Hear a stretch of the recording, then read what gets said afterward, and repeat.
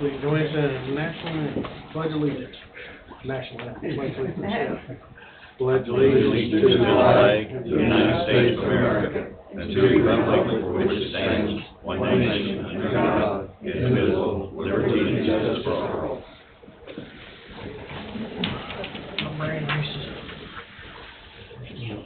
National anthem, you gotta get your trumpet out. Yeah.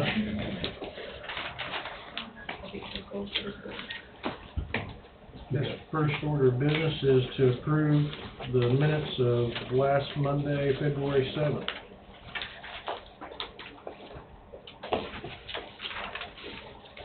I'll make the motion. Tim made the motion.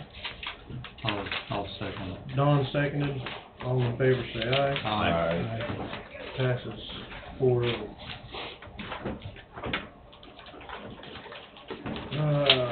Miscellaneous is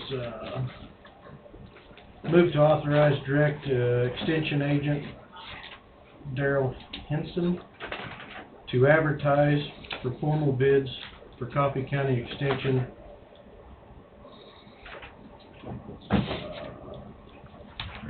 renovation for the newly located Coffee County Extension building at 22-5 Cross Street. Bids will be received and recorded in the county clerk office by February 25th at 5 p.m. and will be open and read aloud at the commission meeting on Monday, February 28th, 2022. I so move. Tom moved. A second.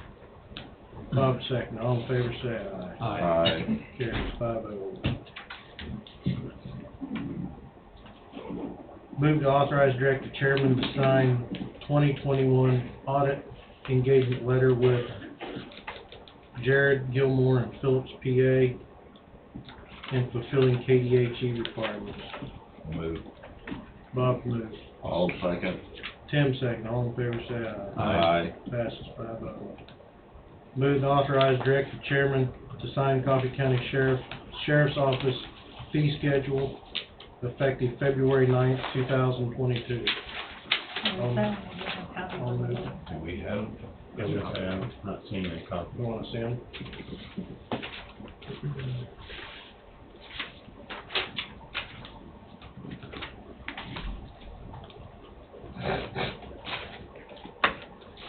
This is probably identical to what it has been in the past. I honestly didn't look through the changes on it to see, to compare it to last Looks like time. everything's very minimum. No, so we never had one. So I'm not sure either, Bob. If we had one, we just haven't taken action on it. I don't know if we have. Yeah. But that's sheriff's recommendation. Also move. I'll second. Bob moved. Tim second. All in favor say aye. Aye. Aye. Passes Yeah, there's 5-0. a standard fee for somebody gets arrested, so to speak.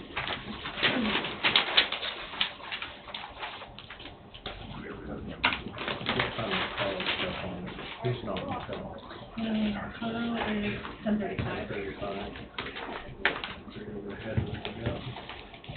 BG consultant, Yeah, BG. 9 o'clock. I guess we'll call BG Consultants. Bruce. Anyway, No, you're fine. you're on the podium. Yeah, sir. I got a lot of those letters there, so thank you. I kept signing it. Very good. So Bruce Betker here with BG Consultants. I'm out of Emporia. I've got some other gentlemen here that work with county work quite a bit. My understanding is you're looking for possibly an on-call relationship with a consultant. Wayne's retiring here coming up, so thought we'd bring down. Well, you see, I got a little bit of gray hair, and I got my young buck over there, if you will. So Dan's been, well, he was Riley County engineer for 30 years. Came to work with us, and you've been with us for quite a few. 2003. Yeah, been with us quite a bit.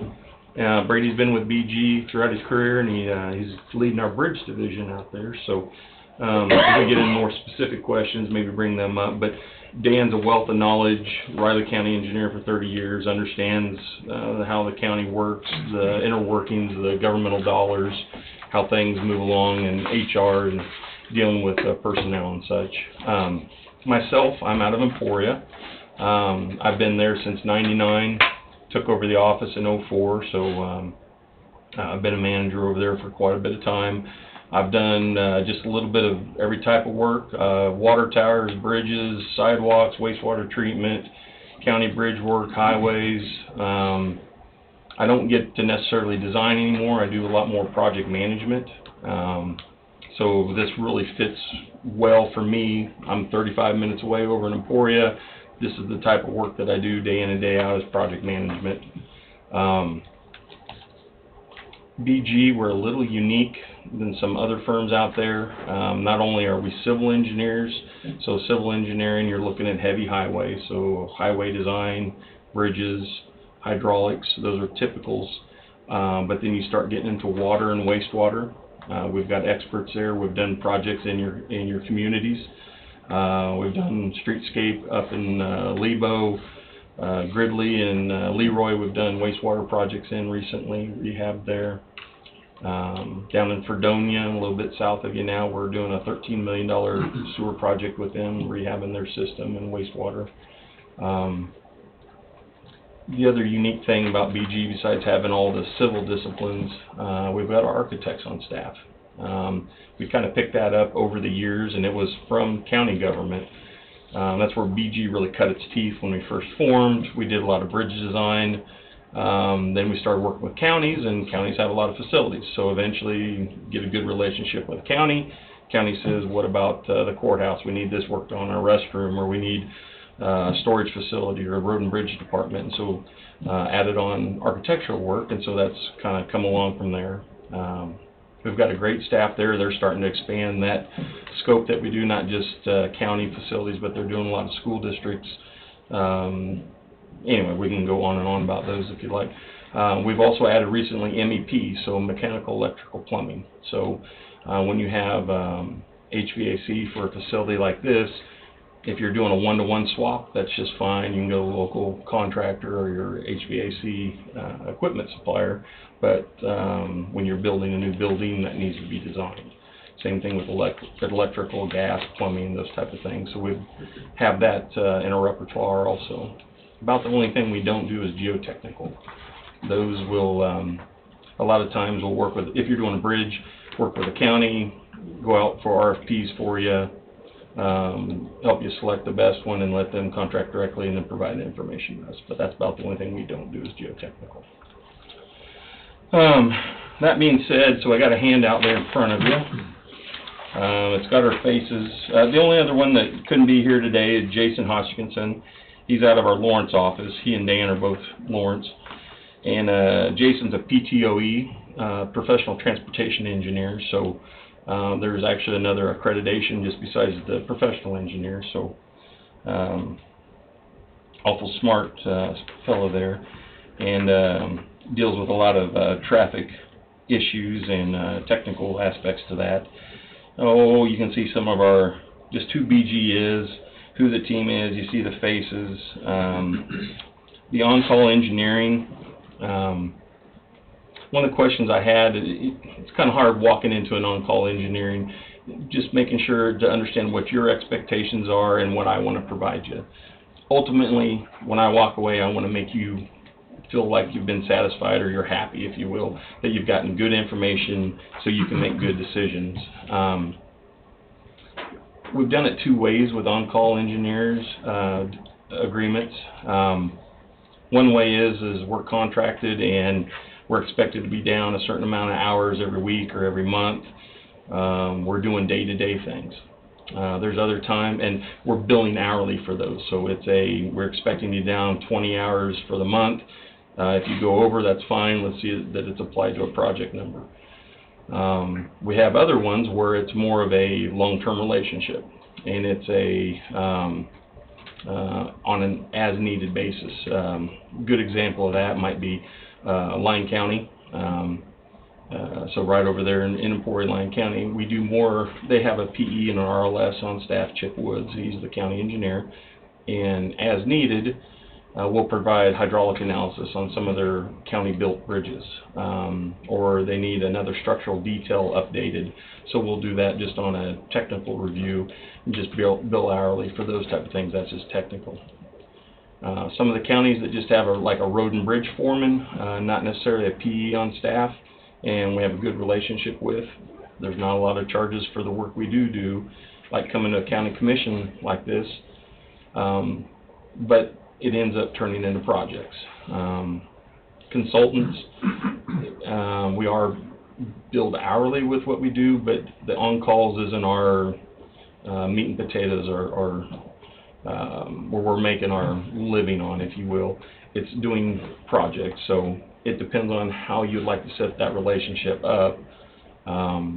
What we heard or got a feeling for is it's a not necessarily a heavily involved where we're coming down every week, being here every day, but just kind of wanted to hear it from you also of what you're really wanting out of us, and make sure we can provide that for you, because ultimately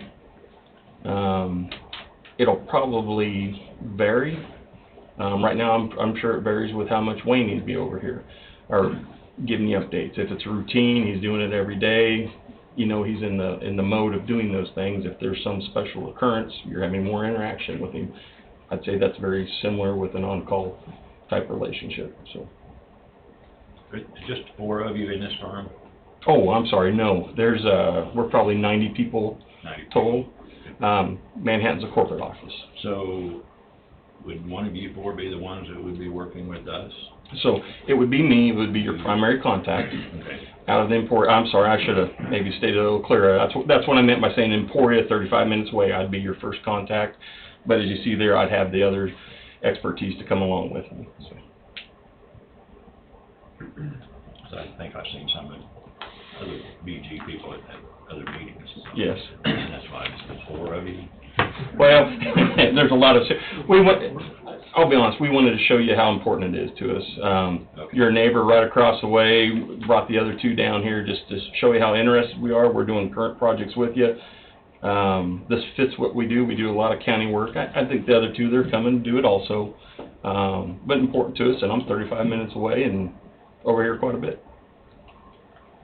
Well, that is our plan, is to have a projects manager, if you will, that person would be, and the way I'm looking at it anyway, not speaking for everybody, but that person, if they had a project, could contact you on our approval or whatever, however that's supposed to work, and then proceed projects as needed, so to speak. Sure. That's what I was looking at.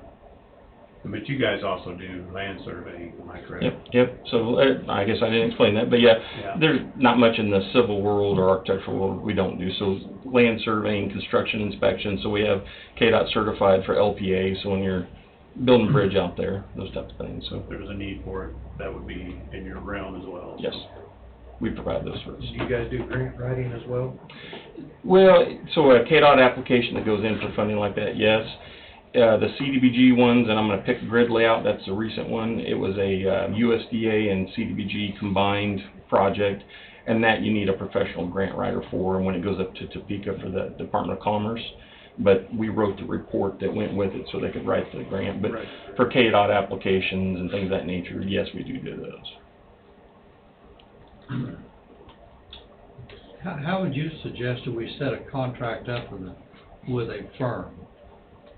You suggested we reserve whatever firm we go with for 20 hours a month, anything over and above that?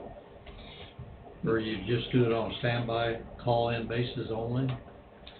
How's other county, this is kind of a little bit of a change for us. Yeah. So we're stepping into some, maybe not uncharted waters, but chances are our new supervisor won't be trained as an engineer as much as what Wayne is.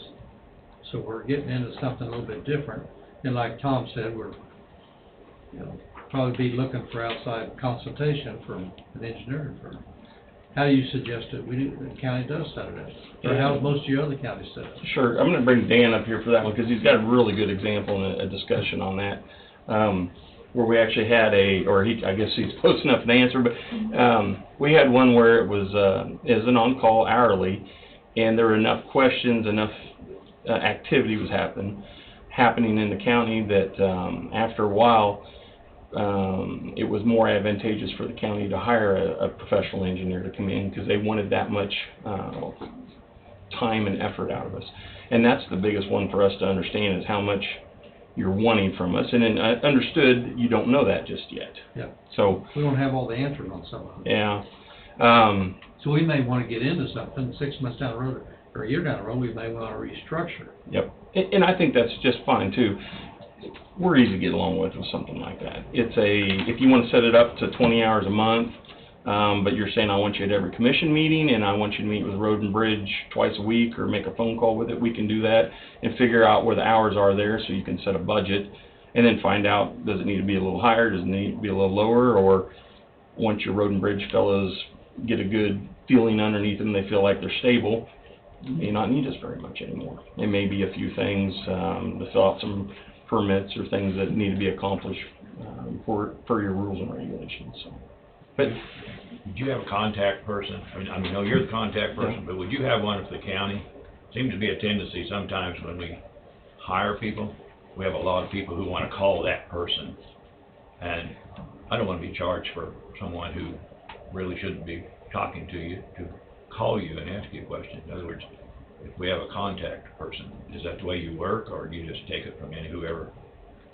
a lot of times it's the Road and Bridge foreman, Right. county commission, and then if there's a special project going on, say with the landfill or I'm trying to think, sometimes it's we did some sanitation department work for you with your health and safety, I guess, looking at septic systems. So a lot of times it'll be more of a general guidance, and then there's little offshoots of projects, if you will, or specialty things that happen.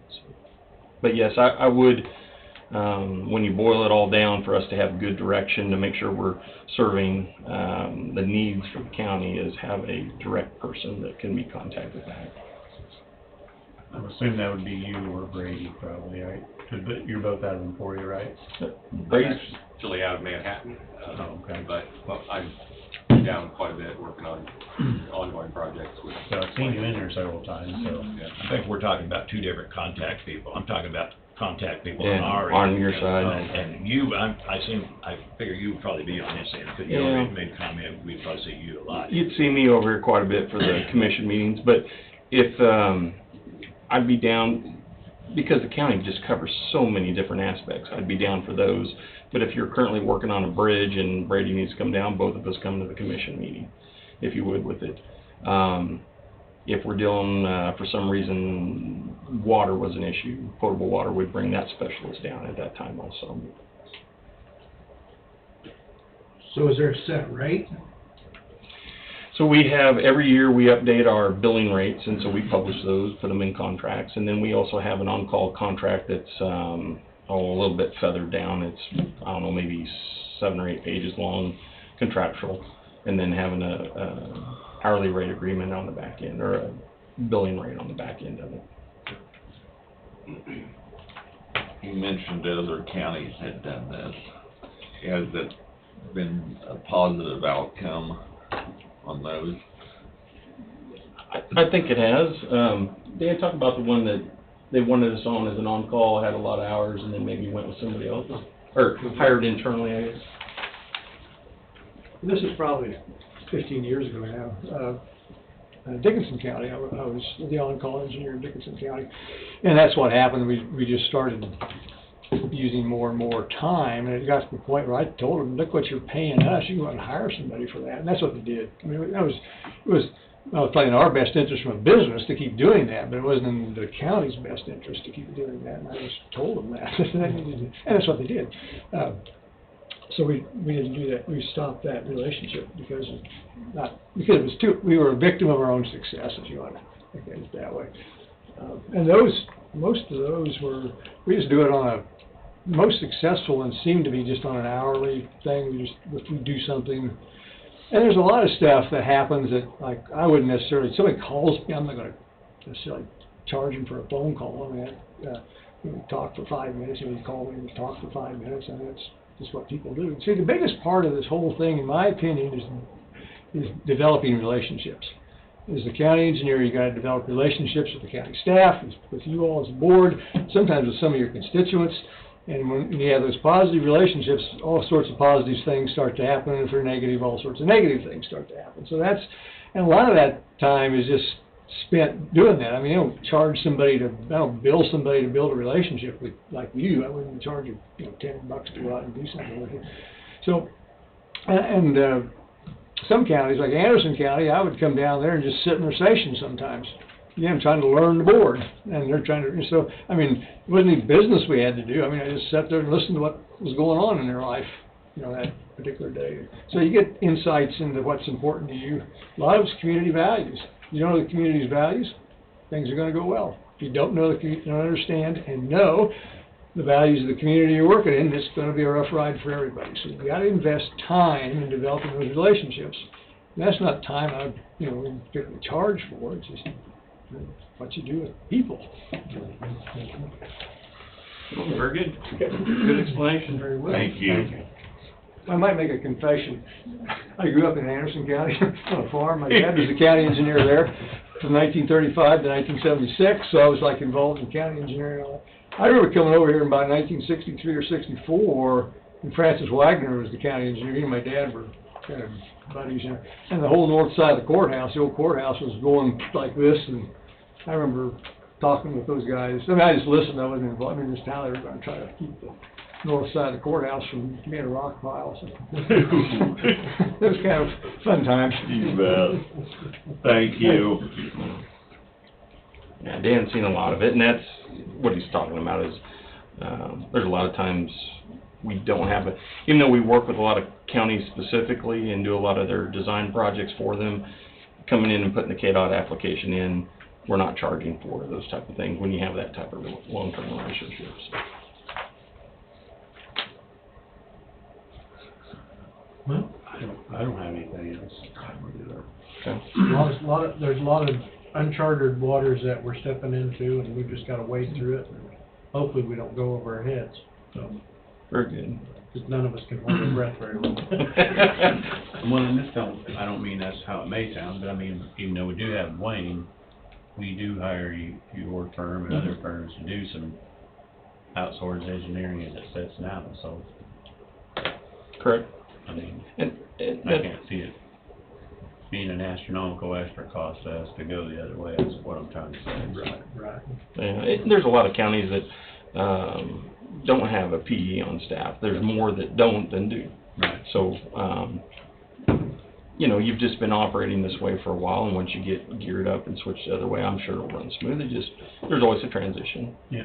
So, real quick. Once we retain a new department head for the road and bridge, depending on what he can bring to the table, depending on his qualities, may make a difference on what we ask a firm to do for us too.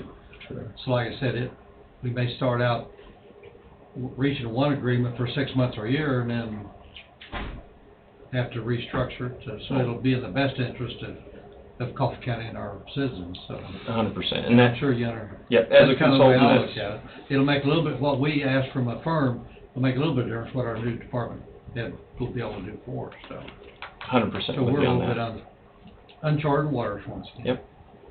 Yeah, we're here to assist as much as you need and as little as you Well, need. we see your vehicles around all the time, Oh, good. so you're well advertised. And on the backside is probably, I should have had you flip to that. That shows a lot of our on-call locations that we have. And then over on the, I don't know if that's brown or what color that is. That just talks through some of the things we do for on-call services, and it's a good layout. But Are the majority of these on wheel call, or is majority of them more of a contractor where you actually spend? I'm going to say will call. Most of them are wheel Yeah. calls. Yeah, but, good example, even though Lyon County has a PE and RLS on staff, well, if it wasn't for COVID, I was probably talking with Chip and Jim, probably once a month, just, talking through projects, what they're doing. COVID kind of changed some things, but they only call us, or we're only charging for the time we're actually doing technical work for them on the on-call, and that's pretty similar. Some of these other counties that we deal with out here, it's they got a KDOT application that's going in. We need to replace such and such a bridge, so we help them out through that. And a lot of times we're not charging for that because it folds into doing design work with it, and that may not be how you want to operate, but you know, however you'd like to do that. So. Your rates per hour, any ballpark figure you could offer? And I know that would probably be considerable difference between what the individual is that's coming in to do the work too. 100% there. So probably our billing rates from for $100 an hour to. I honestly wouldn't do that because we're going to be talking to some other firms also. Okay. And I don't really think that you need to, I'm sorry, Don, but I don't think Well, you need to be I fully- putting your ballpark out there, Okay. And that's probably, and I to understand. be fair. Yeah. Okay. Because I was a little bit hesitant on asking, but sometime we gotta discover too. Oh, sure. But Bob's probably right. We're still in there. But when we get down Everybody's to paid hourly eventually, and if you'd like to know, we can provide. just starting to collect a firm, then we'll be asking those questions. Okay. I think right now is probably not the time to. Totally understand. Might hurt yourself. And I can't. Well, I hope not. I can't disagree with that. Sure. Well, we're awfully eager for it. If you see it, we're love to answer any questions. Come back, like Dan said, start building more of a relationship. Like you said, you're seeing our vehicles here. We're down here. We're doing work for you now. We enjoy it. This is what we do. Yep. Thank you. Thank you. Yep. Thank you all very much. Thanks for coming down. You may stay here, you can leave if you want to. We'll let the other firm come in. Or they're right behind us, or? I'm gonna give him a Yeah. call and make sure he's. Yeah, they're supposed to be here at 9:30. I'll call. I saw him walk by. There you go. You're good, are you? For taking up your office. No. Have a good week. Yeah, thank you. Enjoy the nice couple days here. Thank you. Thank you.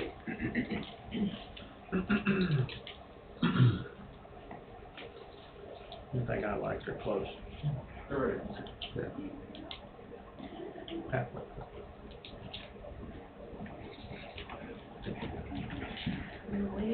They're waiting their turn. How you guys doing? Morning. Morning. We jumping right in? Let's just go ahead, you're 9:30. We'll start with Cook, Platt, and Strobel. Engineers, Kenny Blair? Yeah, I'm Kenny Blair and Saving Yanez, and so I think you guys have met with Saving quite a bit on some projects, so. Working on some other projects. Yeah. So anyway, I thought, well, just kind of, Saving's a lot smoother talker than me, and he's a lot better looking than I am, so I thought we'd have him kind of start things off, and then I'll jump in here, so. Well, I appreciate that, Kenny. Kenny is the president of the company, as you all know. I'm the senior vice president. I guess that means there's 5 of us on our partners board, and then we have senior associates.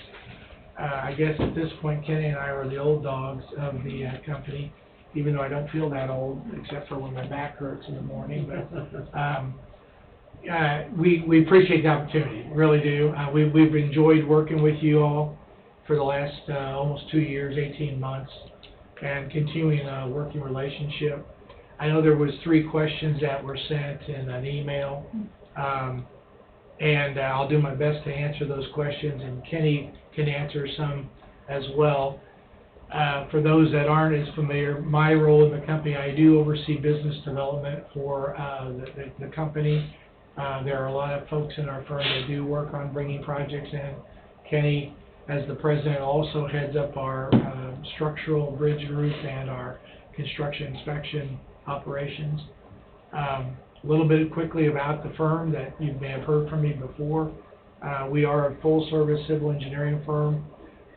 Over the last 3 years, to be honest with you, we've grown from about 70 employees to 100. Our workload is good. The company is strong. We continue to add staff as we can.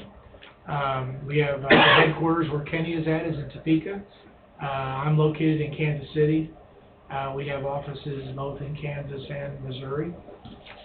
The first question, I think, was about, and I didn't print them, you might have to remind me, but was a little bit about on-call work and our experience with on-calls. I can tell you that I've been with the firm 17 years. Over that 17 years, we have been in an on-call engineering for a county or a city of about 20 to 22 different counties and cities, both in Missouri and Kansas. And that number might be a little bit higher with Kenny's work, because we do a lot of bridges in the state of Kansas. And so in many cases, as he and I were talking, a lot of the counties really don't have what I'll call an on-call contract. They just have a relationship. Pick up the phone, call Kenny, and we begin a process of putting a fee proposal together for a project. This kind of leads into the second question a little bit, that you kind of asked about contracting and proposal methods. That's one method we've seen, is counties who really don't have a standing on-call contract, just we have a good relationship, they pick up the phone and call us. But over the years I've been working too, we have counties where we actually created a system that seems to work real well for many counties. We do what's called a master agreement.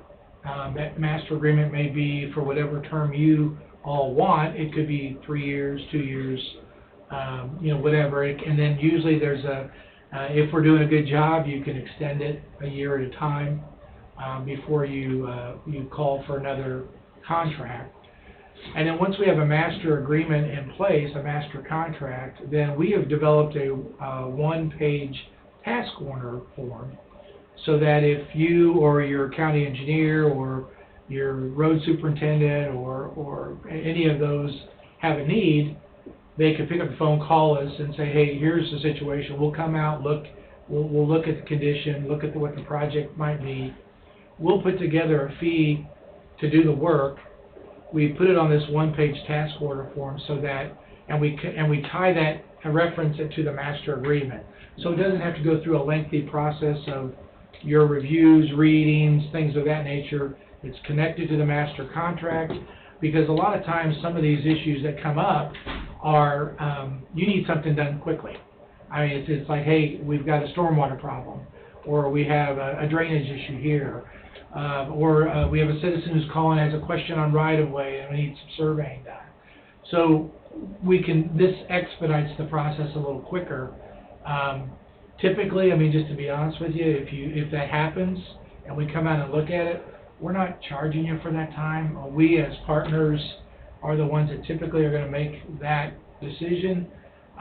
We're only going to really charge you for the time needed to do the project and the work.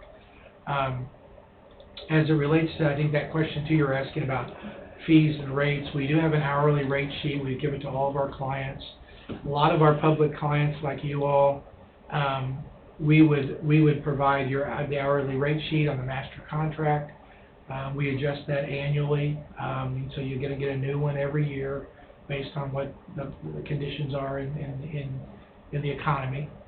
And oftentimes, even our task orders, we will set those up as a hourly not to exceed, so that if we see that we might start a project and there's more to it than any of us expected, we will work that out with you in advance, but we will do that without exceeding that task unless you approve us to go over. And if you do, we're going to provide you what that extra might need to be before we move forward. Either model works for us. Like Kenny can talk a little more about I'll call it the relationship model, but we've done both. And I think even in Coffee County in the past, Kenny's had bridge work with you all, and the firm's been around for a number of years, and a lot of it's been through that kind of mechanism. So we currently, as you know, because of the work we're doing, we do have an on-call with you now, and we are utilizing that as we're looking at some of the work you've already designated us to do. I will say we're pleased that I attended the Planning Commission meeting last month, and as you know, and I am working on a fee proposal for that water study. The fire chief came and had some issues about fire volumes and ability to handle fires in some of your rural areas. And the concern was that there's a need for more hydrants, but if you don't know what the pressures are, you don't know what the size of the lines are, you don't know what the conditions are, there really is a need for some analysis to decide if we put a hydrant here, will we have enough pressure to do what we need to do. So I'm working on that, and my plan is to get that to Bobby this week. But those are, I think I'm answering. I'm doing okay there? Okay. And then their last question was a little more on bridges and structure. I'll maybe let Kenny talk a little bit about, how he handles looking at a bridge and looking at conditions and how you do a project. I might just mention in this area, Osage County, which is right next to Coffee, we currently have we're under contract to do a bridge bond program for the county. They're building 10 bridges, and they've gotten a bridge bond, put a bridge bond together. Interest rates are low, and so I think we're about halfway through the design portion of that. We're letting one of the bridges I think we're redecking one. Some of them are boxes, some of them are span bridges, some of them are steel. So just to kind of give you an idea of what we're doing in the area, we're doing bridges currently for Montgomery County, Labette County, Osage, as I'm in, Chase County, Wabunsee, in this area. We do quite a bit of work up north too. We just finished up being the county's representative for 4 different counties on wind farm projects. That was Marshall, Jackson, Nemo, Atchison over the last couple of years. But our company's been around for 60 years, right, Saban? Yeah. I've been there 35 of those 60. So been around a long time and enjoyed this kind of work, and the county folks are fun to work with. It's sort of the kind of guy I am, where it's a state level maybe. We still do state work too, but it's fun to be at the government level that really works with the people. So there's a number of programs out there on bridges. You're probably aware of the off-system program and $150,000 program. So anytime there's a project like that, a lot of times we'll help counties submit for that and not charge for that kind of work. So we're just a lot of it's been just real informal. People get to trust you. You do something that if you screw people, they're not going to trust you. So you got to be honest and forthright. That's what we feel we are. A couple things I'll add too on the wind farm work. That actually there's potential of more of that work actually going from, we've been tracking this from Indiana all the way through to Colorado. So because of that work, we've been communicating with other counties, not only in Kansas but across Missouri, because at some point they're probably, and we do know they are getting contacted.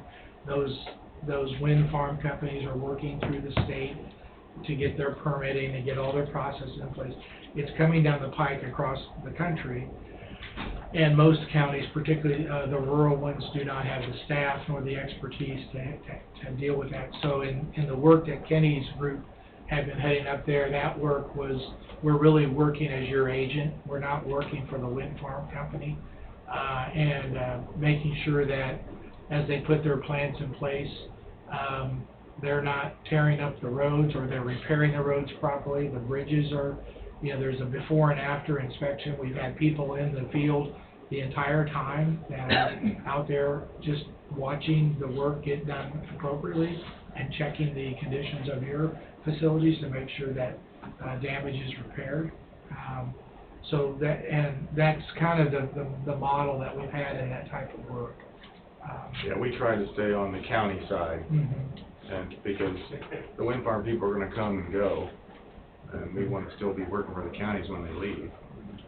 Marshall County is a good example. They ended up getting 6 brand new bridges out of that deal because you know, they wanted jump stands, some of them might make sense, but some of them didn't, so we helped facilitate them getting enough fees to replace 6 bridges, and then they actually broke one during the project, so ended up getting the 7th bridges. Yeah.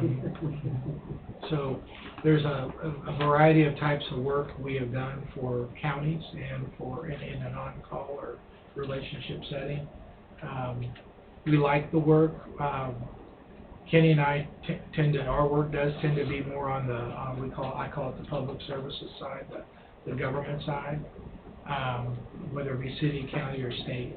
And but in the firm we have another couple branches that do a lot of private sector work. So we're very diverse.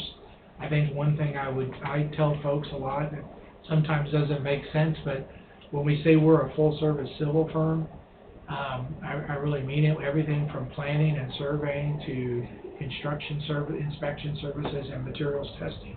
We have 3 certified laboratories. We have our own drill rigs. We have multiple survey parties, and so for a firm of 100, we're quite capable. And so we feel like that's a plus too when we get in the on-call setting. We'll tell you what we can't do. Okay, I mean, we're not gonna, you know, if there's a project that comes up and there's some component that really needs, you know, an expert, we sub-consult it with teams as needed, but we're never gonna sell you something that we know we can't do, so. In that scenario, would you bring an individual in that's qualified to do it, to work on your behalf? Yeah, absolutely. That's exactly what we've done. We have a number of good relationships with firms, and sometimes it is an individual. If it's a very specialized project, believe it or not, there's, in our industry, we call them boutique firms, where they kind of just maybe do one thing. We did a shooting range for wildlife parks. Yeah. And a lot of it was concrete and steel and dirt, but the actual design of the shooting range and the berms and stuff, we brought an expert in. That's all they do, is build shooting ranges. Yeah. And we've had a time where we've had experience where sometimes a county needs their codes adjusted or changed or something like that. We have a person that I've brought in that's very, very good and has a career in codes analysis and codes development, codes adjustment. Say something, you're wanting to do a particular change in a district or something. Sometimes you need an expert to look at your existing codes and say, if this is what you're trying to accomplish, we can help you do this. So those are just a couple examples, but we would bring somebody in, and we've done that many times. For me, I think our bridges are in pretty darn good shape. I don't see that that's in the near future that would be a deal. And I prefer nuclear over wind too, just so you know. Yeah. But I think what I see that we're going to need more is just more of the little projects here, a little surveying, those type of things. I don't really foresee big projects in the very near future. Now, there may be some down the road because we may have 20 bridges all at once that go bad at the same time. But to me, it's more small things. Like a drainage pipe, a box, or... Daily, Yeah. daily things that we need surveying for, you know, like corner markers or those type of things, some of those things that, yeah, small boxes. But that's just kind of where I think that we probably are headed for a little while anyway. I guess my comment would be that we do a lot of small projects, and frankly, in that regard, it allows us to build a better relationship with you if you do select us to do that work. Those are the things that help you build confidence in us that we can deliver on the next project and the next project and things like that. So we try to also, depending on if you have a road supervisor that's somewhat new, we try to help educate them as we're doing our work. So, like things to watch out for, especially if you've got your own bridge crew or structural crew. You don't tear something out and replace it with something smaller, that kind of general stuff. So hopefully it becomes a relationship where the road supervisor gets to trust you, and if they got a question they can call and it doesn't cost them anything. Say, hey, I ran into this, and this issue, what do you think? And you can give them, 10 minutes of advice for nothing, so I think that people enjoy that. Yeah, you were talking about your bridges are in pretty good shape, and they are. Are you in good? Oh, boy. Awesome. Happy Valentine's. Thank you. I know we've load rated a couple of bridges for you guys here lately with that. There's a big, I think a turbine or something coming in from Wolf Creek. And there was a couple bridges it doesn't cross, so you're bringing in giant overloads, even if you got a pretty good bridge, sometimes it's not strong enough to. And I think there's what, 3 bridges that's getting close? Oh, there's 5? That's the way I remember it. Okay. There's It's been a while since it's There's been 5 discussed. coming up that the way I remember it. Yeah, I'll agree. But And I think he's got a list of those, so it's not like that. But I think 2 of them's already in process, are they not? 2 down south. 2 down south? Yes, Yeah. and And the little one, that's just a box. So that leaves 3, I think. Okay, that must be where my 5 comes in Yeah, now. so, but, yeah, and I think we're already planning that stuff on that, so. Wayne does a good job, he does, you know. He's gonna be missed by some. He's been very thorough with us, I'll just say that. Even when we were hired and brought on board for the planning work, I mean, again, I just from working with other counties and folks, he was very thorough, and was very,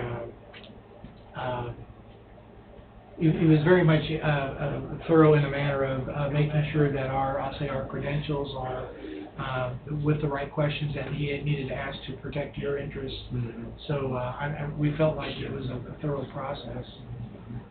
He's been good to work with, and Bobby has been too.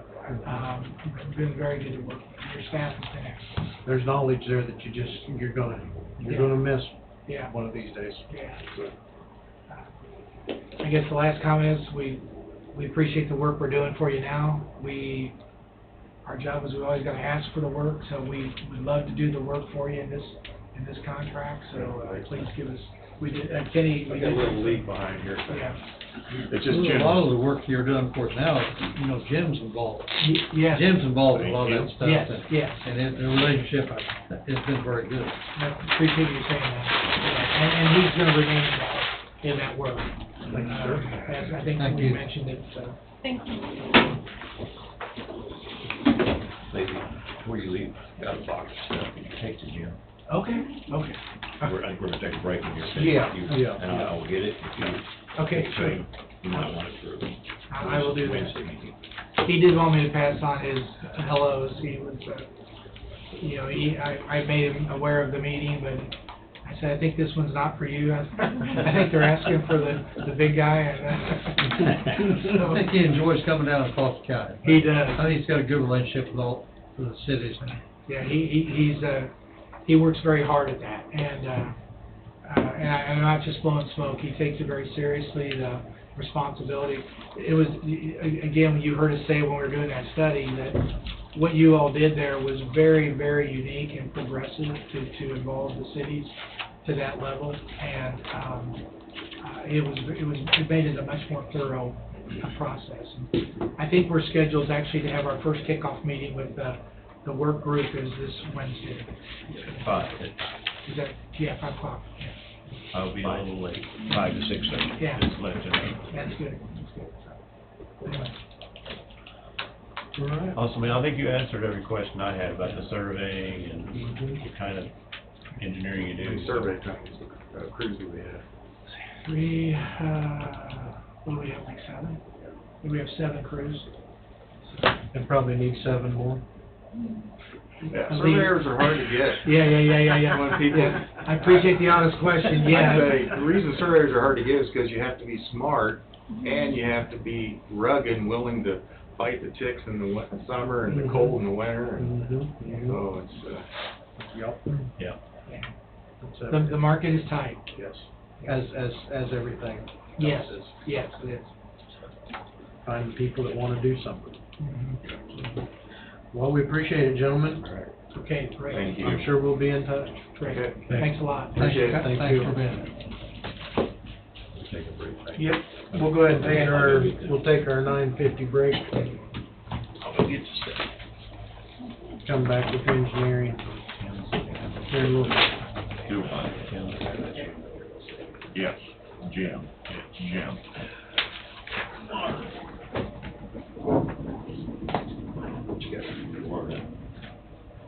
Jeffrey? How you doing? I'm where it was. Go vertical. Staying busy? Yes, sir. It's crazy. It's wild. It's crazy, isn't it? Yeah, it's wild. Yeah. Did you get your wife anything for Valentine's Day?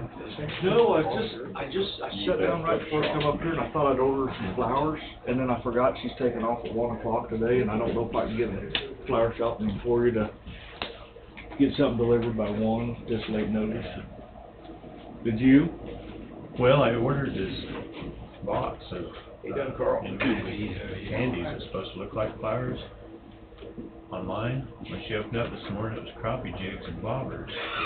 You gotta be kidding. And I told her, I said, I was just surprised. She didn't believe me. I don't know what it was.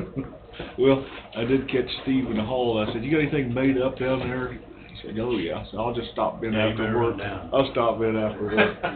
Shelley's been working down there since Thursday last week and making stuff. Making stuff up. Yeah. Yeah. I'll just stop in and grab something. That'll be my line. Huh? That'll be my line. Yeah. If they're out of stuff, I guess I can at least take my picture out in front and tell her I did stop by and try. Thought about it. Yeah, you That's thought right. about it. I was told not to worry about the flowers. Just plant something down there. Oh, yeah. You got a girlfriend in your life? Yeah, finally. Somebody around here? Franklin County. Right. Finally, you know, I finally got empty nested and I finally got past the divorce because I didn't want to take anything from the divorce until her. Well, you're going to take something, but I didn't want to take in a bunch of empty bags. Yeah. Well, I don't know, of course, I'm not in that position, but I can only imagine it's kind of hard for somebody our age to find somebody to even. Yeah. I got lucky. Yeah. How are you, Ryan? I'm doing well. Yourself, Carl? Doing good. Good. Make sure I shut off my phone.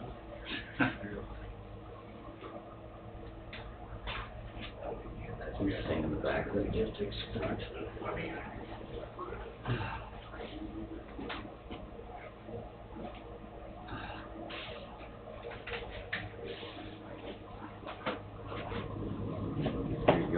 How you doing today, Don? Me along good. Carl, what are you up to? Well, just maintaining. Hoping soybean prices up to $20 by next fall. They keep talking about that South Americans aren't going to produce anything, and if Russia attacks Ukraine, it's going to drive the market up even more. All those variables we can count on. Yeah. I didn't even turn my phone off this morning.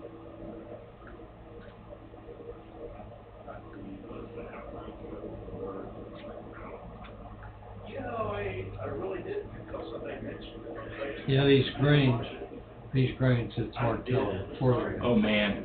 We saw it hit $10. It's 8+ now. Yeah. Right now?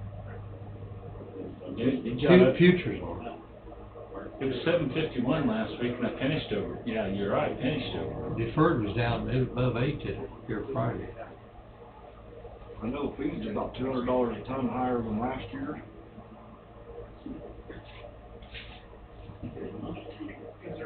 Price of beef on that thing. Haven't sold anything that big lately. All the grains are off a little bit today. That's scary. But the big boys don't make any money unless they make it go up and down, so.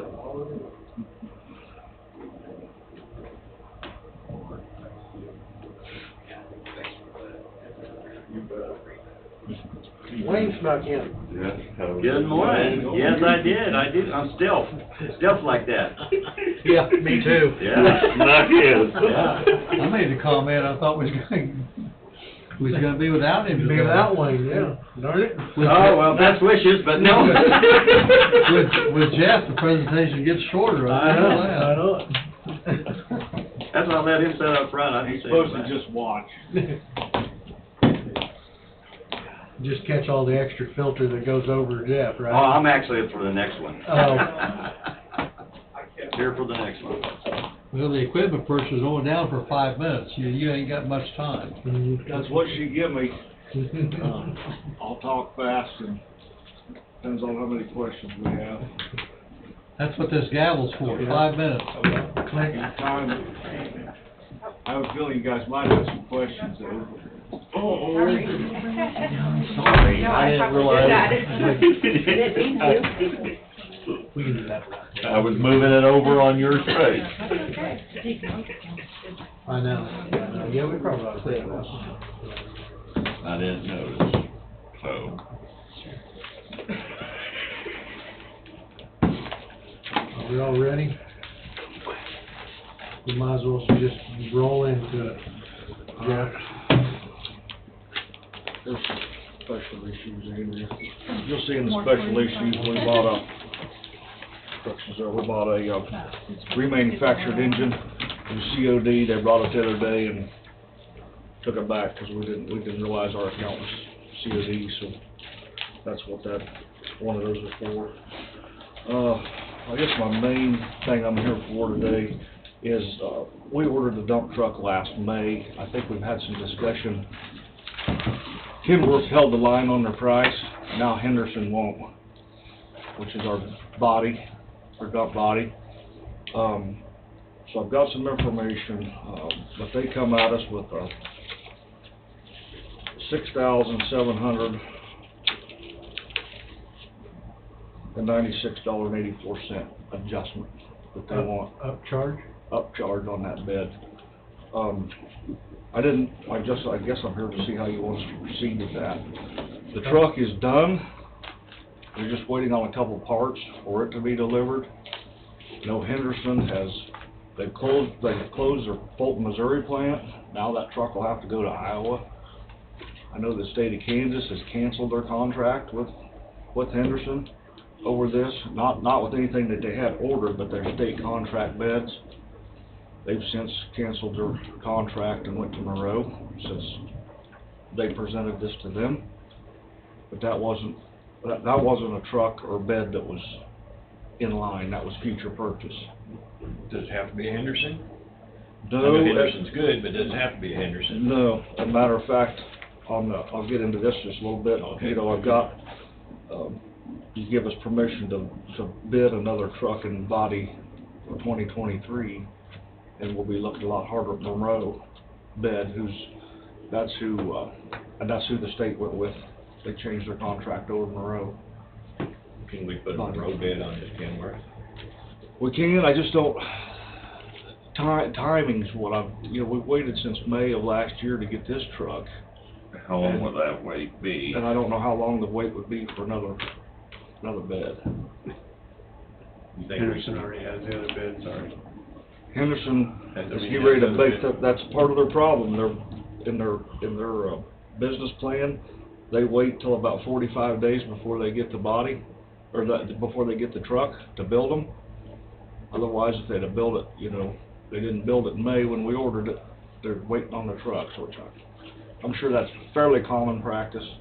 But since then, and they've got, I can pass this around if you want to see it, they've got a whole list of reasons, I think you can get the whole truck quicker than just getting another bed, Monroe bed.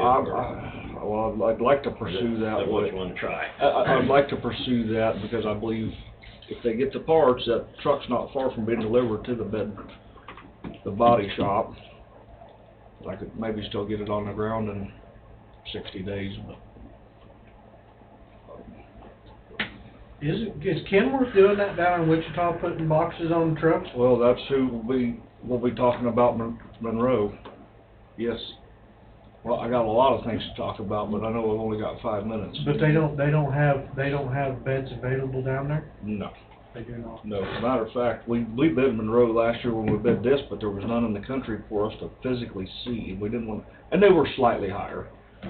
But now, I know there's 2 new Monroe beds that KDOT has, and they're down in Yates Center, so we'll get to go physically look at those beds, and we'll give them a chance to bid as well again this year. Yeah. So, Timing is everything. timing's everything. Without this bid, has this reduced your job that you had scheduled to have done? And it will continue to reduce what your responsibilities are? I believe we had do we have I can't remember if we had a trade-in on this unit or not. I don't believe we did, but I have to check this. Didn't this take place of that international? That's right, event now? that's correct. Yeah, It's that's what it was. this one would have a, So we should have kept that bid. we did. They did. We did. What is that So we on did go now? on. But we already That rotated bed. That bed is sitting in the yard. Could we, We rotated.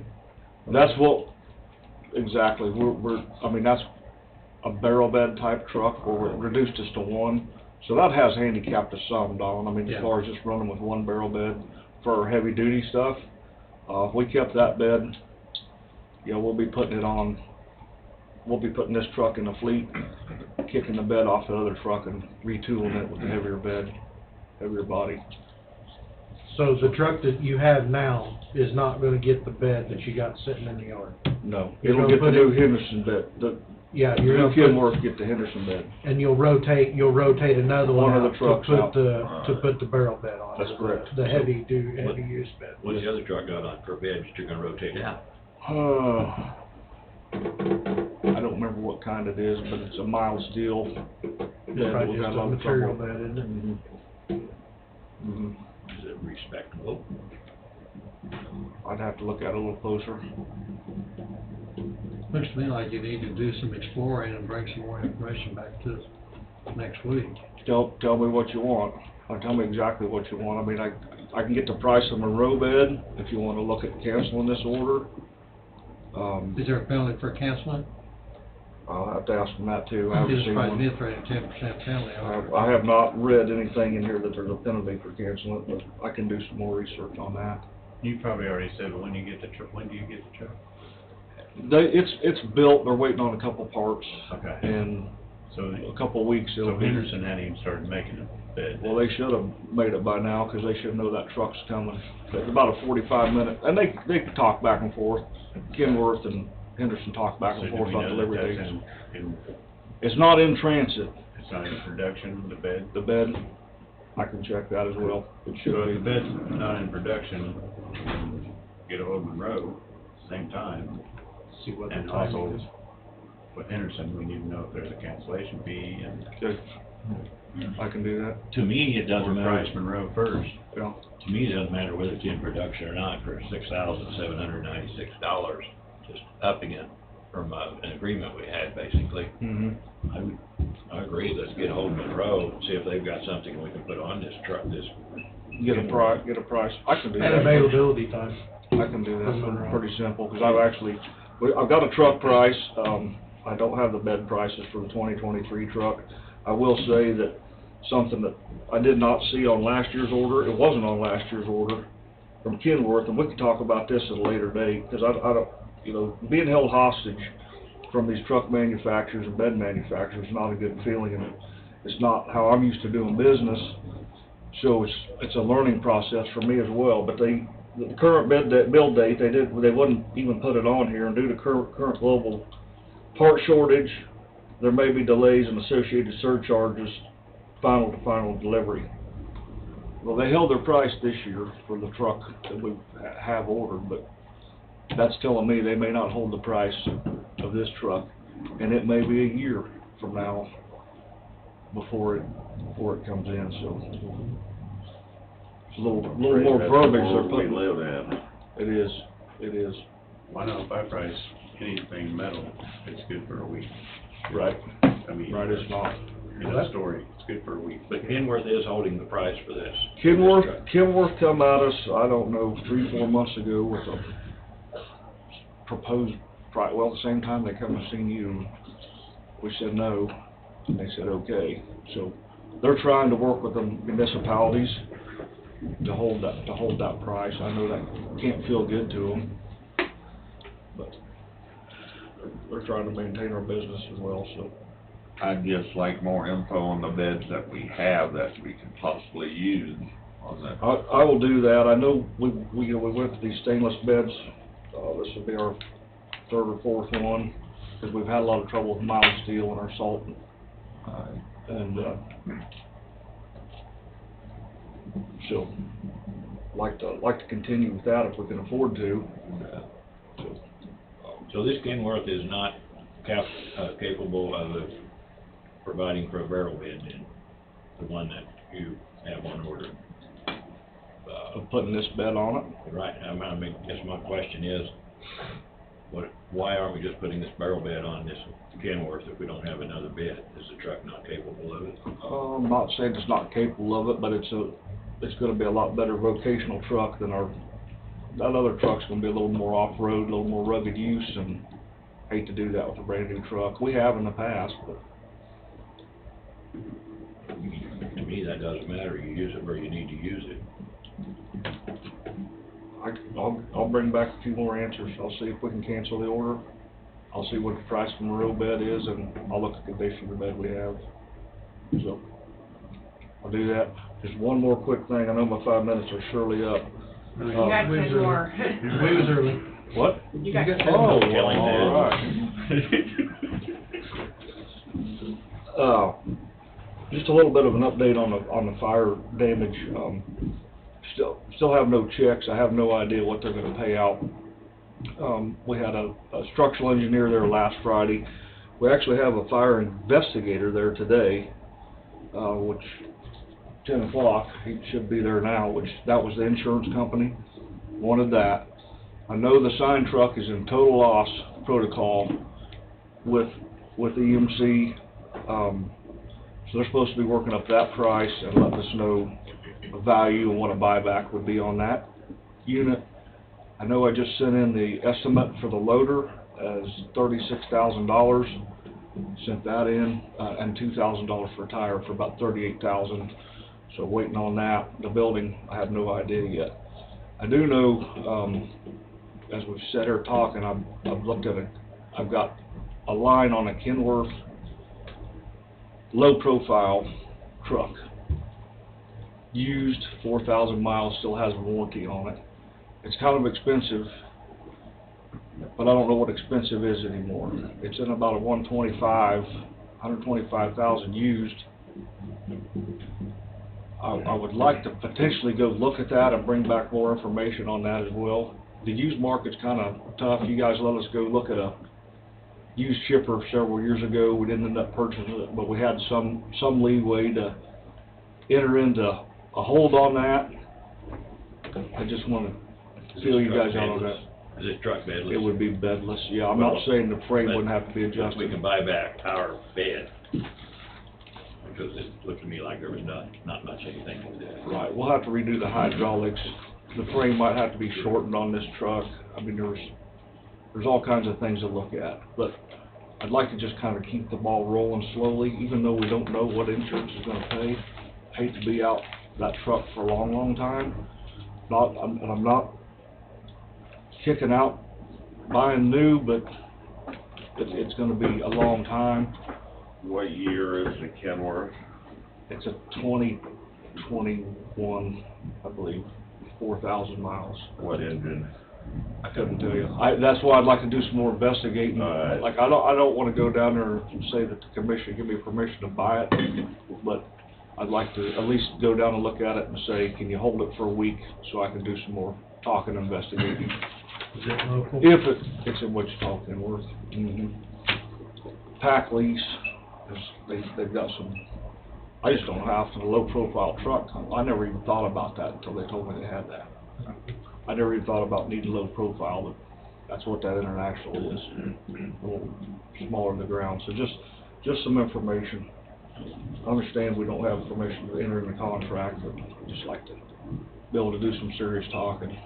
Get your measurements off the bed and take it down. I've got that. I found out that is too big to fit on like an F-550 or a Dodge 5500. It's too big for that, so we need that. That's bigger just a class single, truck. is that a single screw truck down there? Mhm. 2-axle? Mhm. Do you think the bed might have to be shortened to fit that truck? No, I think the frame might have to be shortened Or on the truck. Oh, so the potentially. frame's too long It for could your be bed. potentially, yeah. I think it was sitting under a, roll-off body, roll-off tow truck body. They're willing to take that off, lower the price. Do some, and that's that Master Tech company we were just talking Right, about. It which was- is a sister company. Mhm. Mhm. And they work with Force America, which is our hydraulic company as well, that we use. So, all right, I will gather some more information on these beds, and so you kinda know what's going on, and I'll just tell Henderson to give me some more information, and we're not 100% sure we're gonna buy that.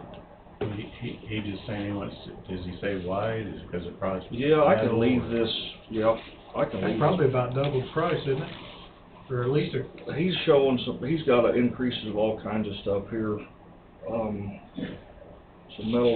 metal prices, 222% increase on hot rolled steel. 32% increase on 201 stainless.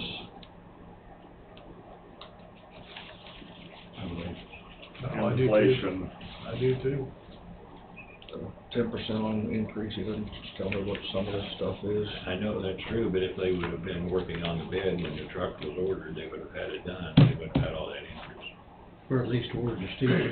Right. Mhm. Which I think that's what Monroe said, that they've got more of a inventory in steel, but I don't. That's soon gonna run out. It will. Do some checking. All right, I'll get some more Okay, information. one more question while you're here. Mhm. CDLs, I've been doing some reading and studying on this. New CDLs, they're gonna have to do a bunch of training and stuff. So what kind of shape are we in CDLs? I'm glad you asked, because that was something that I should have probably brought up too. We're in good shape. We've done the research, we got some information at the KAC conference. We got the contact to the guy that runs the state CDL program for us, or for Kansas. So, actually Dustin Dorr and I sat down last week and signed up Coffee County Highway Department as federal motor carrier trainers. So we'll still be able to do that in-house. My understanding is there's like a 80-hour theory portion. Is it 80 hours? I think so. I think you're right. Theory portion, but states have the opportunity to not follow exactly what you've been reading. So we can still give our folks a Kansas CDL book. You learn that book, you go take your test, you get a learner's permit. And then we're not certified in the theory portion of the training, but we are certified in behind the wheel training. So we'll be able to do the behind the wheel training, both in our yard and on the road. And then all that data has to be entered in that Federal Motor Carriers Safety website. And then that individual will be eligible to go test. They go test, they pull it up on the computer. Yep, you've done all this, you've met all the requirements, you can test. So it doesn't change a whole lot from us, except for a lot of tracking, paperwork. We've went through all the steps. The hardest one will be the first one, because we haven't signed in and actually entered any information. So we're hoping to come up with a checklist or something. But that's a long answer, but I think we're in good shape, Bob. We'll see after the first one. This doesn't have anything to do with Coffee County, but I know a business that hires part-time help to drive nurse trucks during the summer, where you get a 6-month CDL temporary license. Are they still gonna be able to do that? I don't see under FMCSA any way they can. I can't either. I don't see I'll it. touch base with them, they can, if they're not aware, I'll make them aware. We might. Do they retain 2, 3, 4 part-time? Mhm. And used to be able to 6 months CDL. I actually had a company call me this morning and asked. Unless they get away with farm use. See, that's what I That wonder. might, and I don't know if it's Imagine gonna it's fall farm underneath that. I'll visit with Potentially, them. which I haven't looked into. I'll visit with them and make them aware. You know, I had a company that called me this morning, one of the website, to how we signed up for trainers, so it's. And they may already be aware of it, I don't know. As long as we keep ours update, we're good. We should be. We're good. We should It'll be the new ones that come in. Do stuff all the time. Okay, if we're gonna be trainers, are we gonna be charging, or are we just gonna be doing in-house training? In-house only. Okay, And our. we're certified, but we're I not would've- for us. I don't know what it would look like, Bob, if you got on the website and, I could try it. If we got on the website and click find a location, we may not even show up on there because we hit our website, our phone number and address. I think there was only one thing, Coffee County Highway Department, something, so we're not As long as we're taking care of our, as long as we're taking care of We're our. not advertising. As long as we're taking care of our own. Yeah, That's we're not what advertising. we're gonna do with our people. Yes. Thank you. Yeah. Thank you, Jeff. You're welcome.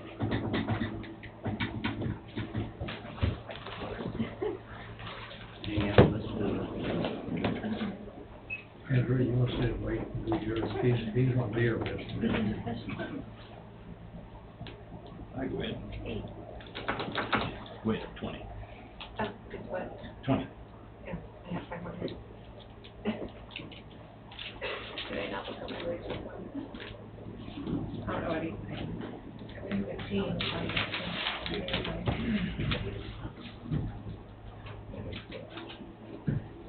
Oh, sorry. The other floor first, here. They might be able to get away from you somehow. Yeah, they get all the fun stuff. Yeah. Which is cool, because it's trying, so. Yeah, it's a challenge, challenge point. Totally. Yes, I agree. I didn't even get to They're that not driving semis. today yet. Seven ten, although right now they got two semis. They kill as many people with 10 when they can. All this crap that you for truckers, and then these old senior citizens can get behind the wheel and put people Motor. home, pulling something behind it. Pulling doubles, yeah. I guess we're waiting on Wade for our pink elephant in the room discussion of real-time payroll.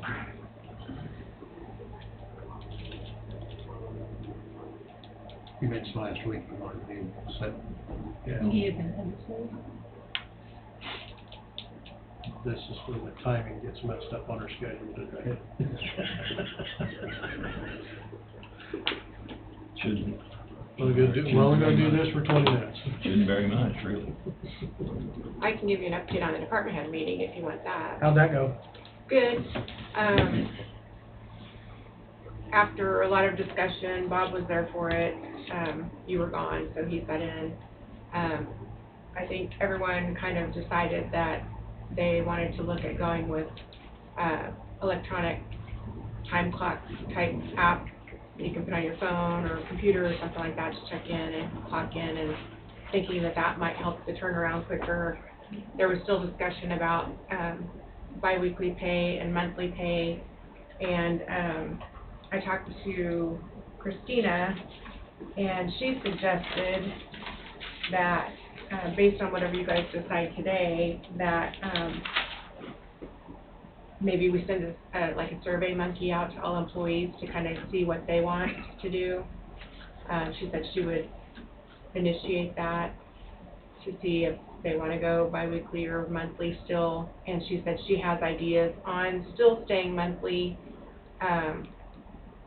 without having the 9-day issue. She said she's come up with some other ideas on that, so she could come back next Monday if you guys want, or but really at this point we're kind of at a standstill on getting on real-time pay. It's in the works, but we're just I'm checking into other companies that offer the app for checking in either on your phone or computer. One is through CIC, but the one thing they told me with CIC is that they don't really have enough staff to help with answering questions. That's what another county told me. So I'm kind of concerned about that because When you get into issues, if you've got a pay issue and we have to wait because there's not enough support staff, then that can be a problem. So Wade was interested in another company, and I'm still waiting to hear back from them, so that might be on hold. But Christina did say, at this point, you guys need to just decide on the cost of living, and we'll deal with this other in a few months. I know, my wife has I think it's Exacto Time, I think's the name of it, and, you can geo-fence Yep. and do all that. That's what we're looking at right now, so. Right. I kind of gave a brief overview of the department head meeting, Okay. of what we, There was a question brought up to me, is how can the county have different schedule of overtime or comp time? Why are they not all the same? Either it's comp time or overtime. One department is 100%, I was told was 100% comp time. You couldn't take any overtime, even though they was required to work on Saturdays. I do understand the road and bridge has call-outs, or inclement weather issues. So is that an option to take overtime, or is it comp time? No, it's an option. It's an option? Okay. Yeah. Okay. It's by Well, federal law. that's what I was told, that road and bridge was optional, Yeah. either comp or overtime. Yeah. But the other department was comp time only, no overtime. So I kinda thought that might be a little bit of a legality issue. I think that's a weight issue on it. Yep. I'll have to look into that. Go into that section in the policy manual. I mean, when I say Saturday, you can probably guess what department that is, so. I was unaware that we had two different systems in place. Well, I was as well until it was brought to my attention, so. That's the only thing that I have to throw out there on that. That could possibly be an issue. We do have emergency call now. Right, no, I know, you guys are option of overtime or comp time. That's right. You give the employees the option. I was told the other one did not. It was comp. So, that's just some research we've got to do. But Wayne, just to clarify, when we had the snow day and we closed the courthouse, those employees of yours that work will take a day off of their choosing to compensate that. There will not be any overtime or anything on that. That's correct. They just get it. It's 8 Hopefully, hours. maybe within the comp time. next 6 months, they will get a day of their choosing off. That's right. It's 8 hours comp time because it's not time to work, so it can't be overtime. Right. And that'd be the right way to handle that. Yeah. I just didn't realize we had two separate policies for different Well, departments. I don't know that it's a policy, No, I don't well, know. it's just That's- an Yeah, It may not be a policy. understanding. we just need to have some more discovery on that. And we can visit later if we want to. And I think you're, obviously talking about the law enforcement side? Nope. Nope. Nope, I don't believe them. Then I guess we'll explore that later. I mean, the law enforcement can do basically whatever, I mean, not whatever they want to do, but, I mean, they've got their own. It's a different set. Whole different Right, it's a whole category. different. Category. Yeah, a whole different category as far as I'm concerned, so. But, are we gonna discuss the real-time pay, or are we gonna discuss the cost of living increase? at this point, I think really all you guys need to take care of is the cost of living increase, and we're gonna have to do real-time pay in a couple months, or over the next couple months. Right. Well, my suggestion last Monday over the telephone was figure the average pay 30-day of an employee and pay them that would advance them the money to offset the real-time pay and do it as a bonus instead of, so basically that employee was going to get 2 paychecks. And the one would be a bonus, and then they'd have the adjusted, not the adjusted one, but the normal month. So use the other average as their cost of living increase. That would get the county set into the real-time side. So that would be one of two that's still working. If their wages for the next 2,000 hours for the remainder of this year would stay at the same wage level as it has for 21? I would average the last 52 weeks is what I do, or the last 12 months. From whatever day we start, average back 12 months, whatever that pay is. And if you want to do more, because that was figuring up about, what'd you say, 4.6%? 346. 9 days is 346%. So, and we was kind of under the agreement, or not agreement, but discussion that was still a little low with a almost 7% cost of living increase. So a person could do a 5%. But we're way ahead of percentages from what we. Right, no, I agree with, I agree with you. So this was looking at being maybe an offset year, you know, but that was my proposed. I still like that idea, but I'm game for any other ideas. But you take an employee that's drawing, say, 2197 is the average for all over 145 employees that are hourly. I'd round it up to $22 when dead end, but say they're making $22 now, and they get a bonus check for 1 month based on $22. Some of them may be making 16, some of them 28. For 2021, their hourly check is hourly rate's $22. For 2022, doing that, then their hourly rate here is going to stay at $22 for the rest of this year. So how do you adjust it for 2023? What do you do for 2023? Sooner or later, that hourly rate's going to move up. Well, your hourly rate is. Your hourly rate is. Because technically that bonus is given, that, if you do 1 month out of 12, that's given an 8.3% increase in pay, 8.3. So that's gonna move this up to $1.70, but how does 2023 get up to $23.70? I understand where you're coming. 8.3% increase in pay is one lump sum check. To me, Jesse's excessive. It's a little, and that's what I'm saying, it's a little much. I'm just trying to figure out a way. Yeah. You can do a 5% increase, or you can do a 4% increase of their average wage over the past 12 months. Whatever that number, whatever desire you want to make the percentage. If they average $1,500 a month, whatever that number is, take that times 5%, times 12, that's their cost of living increase. Well, after the department head meeting, and it was pretty well consensus of all the department heads, and I realize we're the ones that make the call, but the department heads, it was pretty well decided that this salary is not right the way it is, but it does not have to be changed today. It doesn't matter if it's 6 months down the road for it to be changed. It's what it is. And Andy just said Christina has something else in mind to do it.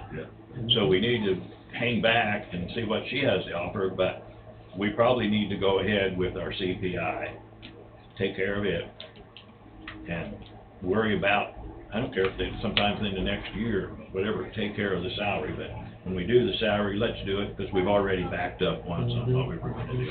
And it's not a pushing project, because as long as it continues the way it is and we're working on it, I really don't think we're in problem. And nobody is losing anything out of it. No, I agree. That's why I thought last Monday is we were just gonna discuss cost of living increase. No. Let the real-time pay slide a little bit, do some more research. That's probably what we need to do. And discuss it at a later date. I would have a question for Andy's office, I guess. What if we just paid everybody on the 10th? Well, we've talked about that before. The only issue with that is everybody has their bills coming out, like their mortgages and car payments I around the first. understand that, but they just have to call it back and switch it. Yeah. I mean, some give and take on that one. And then we just, and with that being said, we go back to what Christina recommended to us last week. A cost of living increase of 75 cents per hour. And it's done.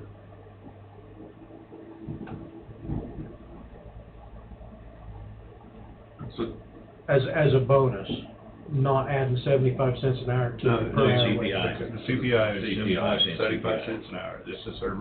This is Christina's recommendation that we got last week. But if they make $22 an hour, they're not gonna make $22.75. They're gonna make 20. No. Yeah. That's what it makes, 22.75. that's how the CPI has always been historically. I understand that, but that's what's gonna screw up the steps. Every step will move up. Every step will move up 75 75 cents. Go up 75 cents would be my understanding. And then they're gonna That's get a what step happened. increase Right. in April. But each step increase is 1.5%, and 1.5% times 75 cents is less than, only a penny and a half. So that's, to me, that's immaterial. Even though it will affect the next step increase, April 1st, whenever we put it in place. So the 9 days originally is what started where we were last Monday. We had the department head meeting, and then it sort of stayed the same but drifted somewhat from monthly pay to bi-weekly pay to the suggestion about the payroll program. So I think you need to have the discussion about the bi-weekly pay, and maybe you did before I got here, because that will impact what happens in the clerk's office, because if you have a bi-weekly pay period, it's gonna be a lot more work in the clerk's office to deal with all the paper that goes with that, which may then turn into a bigger project. So the reason why the payroll software makes sense is because you're curing two things at one time, and I don't know what everybody's opinion or take is on that. It would be something that I'd recommend if you found the right program that met the needs of the county, and I think you need to figure that out. Now, when I talked to Christina last week, after the department head meeting, I think her impression was there were employees that had issue with the bi-weekly pay period, and for whatever reason, so that wasn't something that she considered was on the table. If you're going to do that, then I think you need to know all the different dynamics that are involved, and at least allow enough time to get that figured out. But with what we have going on, the 9 days don't need to be dealt with right now, because February is the reason why we were looking at the 9 days. That can be dealt with at any point in time. So then you go to cost of living and step increase, and I understood what you were saying about the 75 cents as a bonus, but I think as Don said, the impact is you just bump up. That's a cent and a half. That's immaterial. But it will have, there will have to be an adjustment in the current pay structure, whatever that compensation schedule is, to reflect that change, because if not, you're gonna be behind. Then at the same time, you have to figure out, is that 75 cents across the board for everyone, because then you start dealing with, at some point in time, the compression that Lisa from McGrath talked about. So, I mean, all these different factors that are in play. I think the compression was more on the percentage versus per hour. Because your percentage pay is gonna be, if you get 5%, you know, for a $30 an hour individual, or 5% for a $15 an hour individual, you know, that eventually your gap is getting wider. So if I followed Don correctly, step H is $14.73, so you're gonna add 75 cents an hour to that step. That's gonna put it at $15.48. So you have to rewrite this for step H, would now be $15.48. Is that the way I'm following? Yes. That's the way I'm. Okay, that's why I just wanted to make sure how it was gonna impact the schedule. Yeah, each step will move up 75 cents or 80 cents or whatever we make the change. Right, right. And yeah, they're gonna capture that step increase in April or whenever that date is, at that extra 75 cents, but that 1.5% times that is only 1.5 cents, so immaterial, basically it's immaterial on the step increase. I just wanted to make sure we was gonna adjust the schedule to meet the pay instead of adjusting the pay to meet the schedule. That's what I was trying to figure out. Because the last time when we went into this step deal, we was like, okay, we're gonna step everybody up to the next one, and then we're gonna give you another one. So we made the pay meet the schedule. I just wanted to make sure that the pay was going to rewrite the schedule versus the opposite way, if that makes any sense. That's what it would do. Okay. I'm good with that. Rewrite the schedule to meet the pay instead of make the pay meet the schedule. I can agree to that. For the cost of living increase. And that's basically what Tom said, right? That's what you said. That's in CPI. That's, Well, That's what according to Lisa, Christina's. she said 75 cents, and Yeah. that was just probably a figure thrown out. I mean, Well, actually, when you take my other paper, the total cost of a 3.5% increase that Angie provided for us, and you divide it by how many employees it is, it's right at that number. It's right at 75 It's right at cents. that number. Yeah. And I think everybody knows where I kind of stand. I still prefer cents per hour Well, and that. versus percentage, 'cause just like Jeff said, you know, I used 80 cents when I did this projection 10 days ago. And I used $16, 4% versus 80 cents, and then $28. I went $6 each way from the $22 average, and 4% and 80 cents. And that's a $999 advantage for those employees making 28 versus 16. And that's something I have a little hard time getting my arms wrapped around. Well, I used Bob's philosophy of taking what it was gonna cost us and divide it out by all employees, and your flat rate of % per hour. Combine those two ideas. Basically. Come up with what I came up with. Basically come up with the same thought. That's how I came up with it.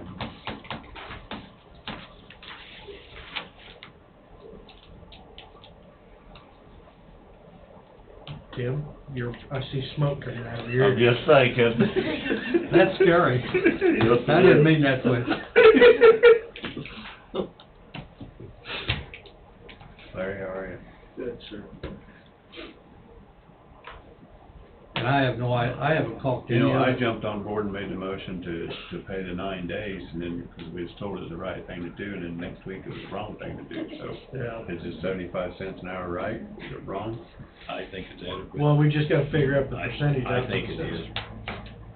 I like the It's pretty simple, cents. simple way of doing it. I really do. And I Like- would hope to think that that's Christina's recommendation. And it She is. did some research into it And before it is, and like I say, when I go your philosophy and his philosophy and divide that out, it's real close to that. If I remember right, I seconded it, Tom's idea. Go ahead, you make the motion. So then, I made the motion last time. Yeah, I second it.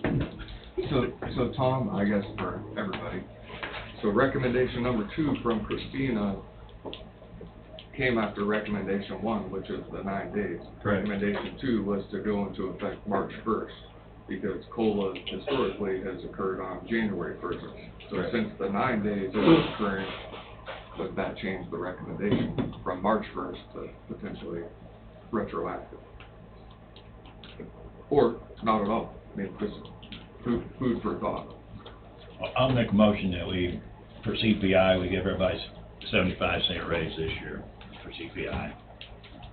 See where it goes. And effective February 1st, March. March 1st. March 1st. I mean, you can, actually, it was supposed to be administered in January, so we Well- could do February if we wanted to. We have never done it in January, as long as I've been here, that I know of. We No, don't have- that was your recommendation from your salary study, from your other. Yeah, it was. So actually, she hadn't done payroll, so we can make it effective whatever day you want, February or March. I think March is great. I'm going to March. That's what she suggests anyway. Or Cindy can go ahead. March. That's my motion. March 1st. Bob's made a motion to give a 75 cents per hour increase to employees effective March 1st. I'll second.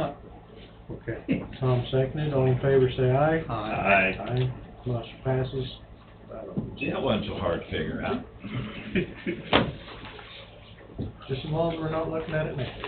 And I would just go back to what was discussed in the department head meeting was of electronic payrolls. That's gonna take a couple, 3 months to get all that figured out. And I would suggest that we don't get too excited about changing anything till the end and let Christina talk to us again. She has some other suggestions. And we'll go from there. Nobody's losing anything. Everybody just got 75 cents starting 1st of March. Yep. I would also like to include on the digital or on the electronic pay that it's every employee, salary or hourly. That's your computer. It can be done. And I just briefly about time sheets. Okay. I like to pay on the 10th if it, you know, if people can adjust their automatic withdrawals to match that. It's gonna take them to do a little work but they just need to know what to do. That was another thing that I was asked yesterday was, you know, hey, I've got my mortgage or my car payment or something coming out on this date, I'm gonna have to move it, we're gonna need a little time Right. to get that done, and I was like, well, we don't know what we're gonna do Yeah, yet, but I mean, you know, so. still give them some time to get that done before we move it, but still. So do you want me to have Christina send out a survey monkey to all employees to find out what if they wanna go to biweekly pay, if they wanna go to, say, monthly, or what? I don't think it would be bad because there's two of us sitting here who would kind of like to know how that is. Maybe more than two of us, but I know there's two for sure. I'm curious to see, I mean, There's what three of you. they thought would work the best would be bi-monthly or just pay on the 10th. I mean, that's the only two options I see, and Richard's crazy. The only issue I really see with the 10th, I don't mind the 10th, but this year you're gonna have one less check. Just saying. That's if we stay monthly, but if we go bi-monthly. Right, if you do the monthly. There's gonna be a couple extra checks. Because you're gonna have one less. As opposed to the 10th, to make things easier, depending on, and this is what you need to keep in mind when you get to the end, is how long is payroll actually gonna take when we get to a system that's set up and it's motorized. Might only be 2 days. Right, so you could technically just move things back and say the 25th, 27th, whatever, that's your cutoff date, and still pay everybody monthly at the end of the month. And then you could get back to where I said in the beginning, what's it gonna cost to change, and how much is out of your pocket. The first month through, you still just pay whatever. You're only gonna pay a couple days then, potentially, that you won't realize until people leave on the backside. You could leave everything the same at the end of the month, and you wouldn't have any headaches.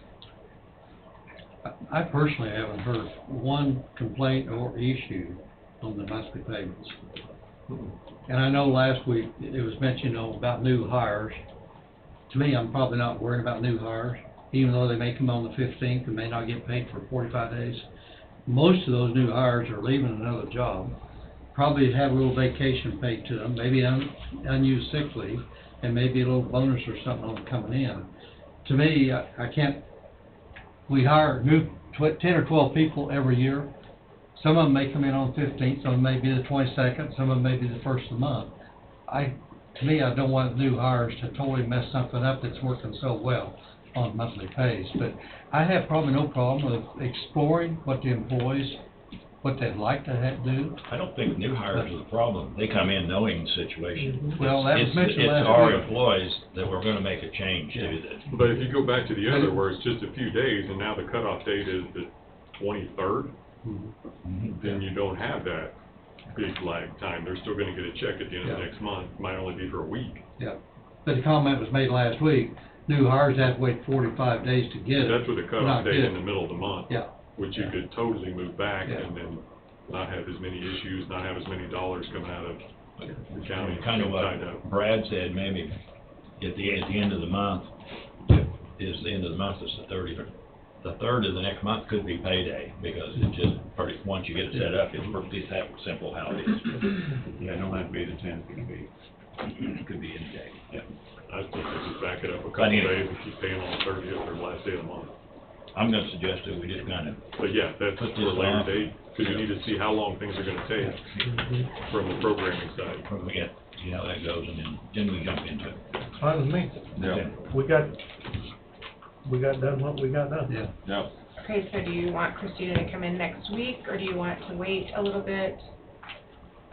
How long do you think it's gonna take for? Well, I'm waiting on, I've got one, like, quote to kind of know how much it's gonna cost. I'm still waiting on one company, and I can check with a couple others to see, you know, what we're looking at cost-wise. Well, since we're talking about a change, I'd probably make sure we got everything explored and discovered, and if it's 3 weeks down the road, It may be, 'cause I also have to so see be if it, they'll 3 weeks or a integrate. month. We're gonna have to do our survey monkey, and we might as well know. I think I would. it's worth it, we might as well know, find out when people really want what pay.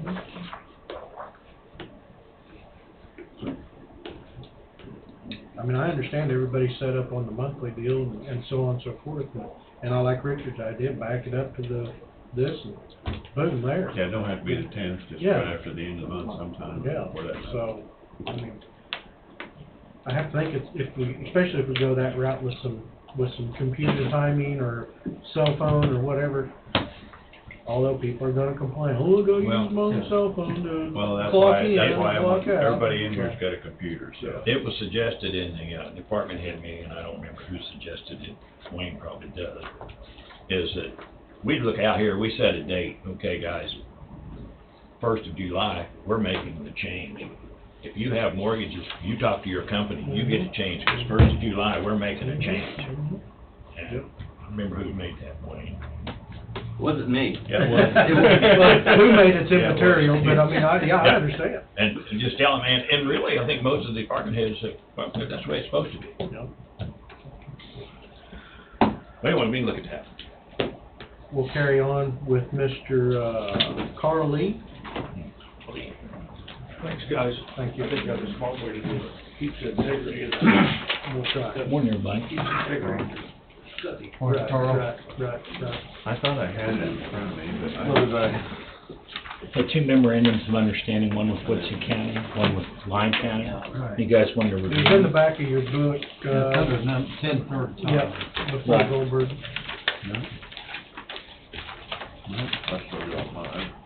I thought it was too. Did I steal yours? Tom, if you need, I have 4 copies of the Woodson and Oregon That's one we got in the book? Yes. Just Woodson and Lyon County. Excuse It's me, I'm got a sorry. different date on it, it's got 10th February on it. Now then, I stole them from myself. Oh, good. Sorry about that. I had the salary study stuff going through my I do that too. What it is, the Lyon County study, it's pretty, it's the same one we used in 2015, just different signature blocks. And it's already been signed by the, excuse me, sorry about that, the Lyon County Commission. I was up there last Thursday. They had very few questions, very supportive of us and what we wanted to do.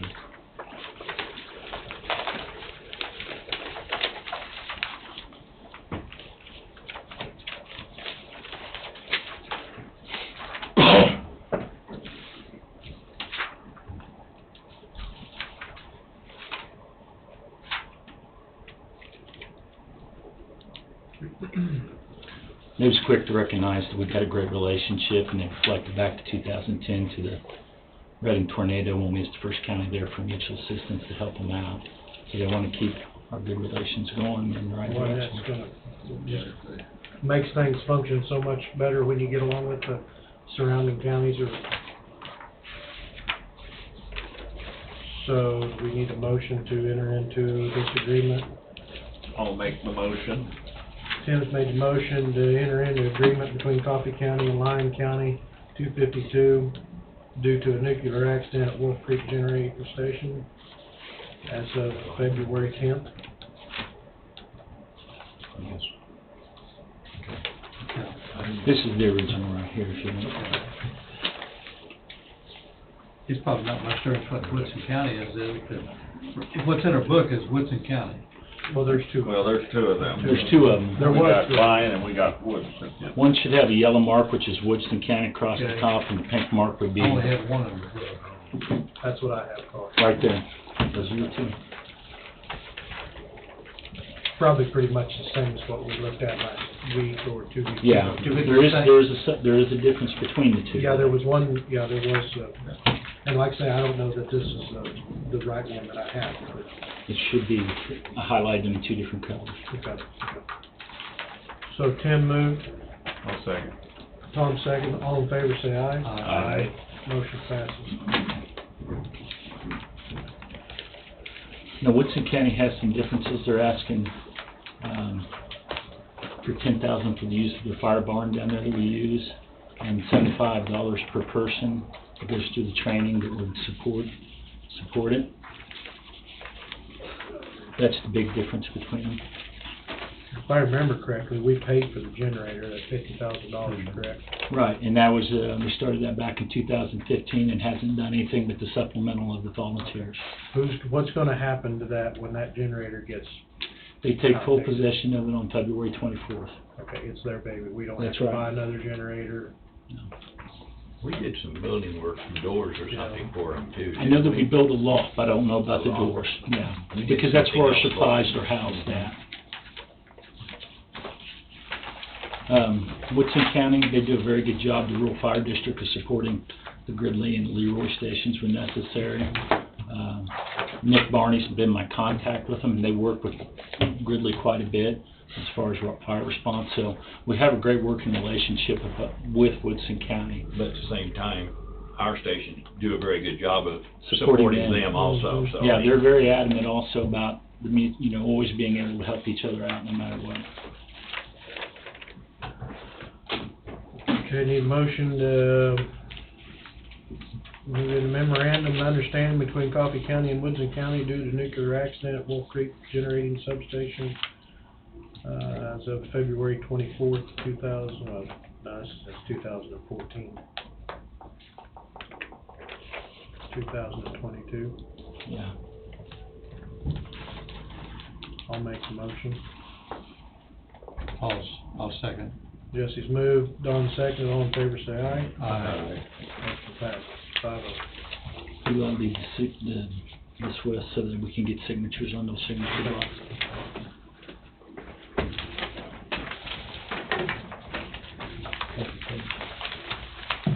Thank you, gentlemen.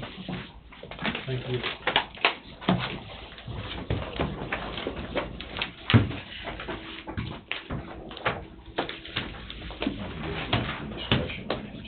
Huh?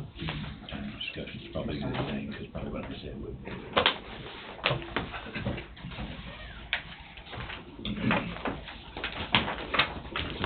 You did good. I did good, okay. Just pat me on the head, that's all. You did great.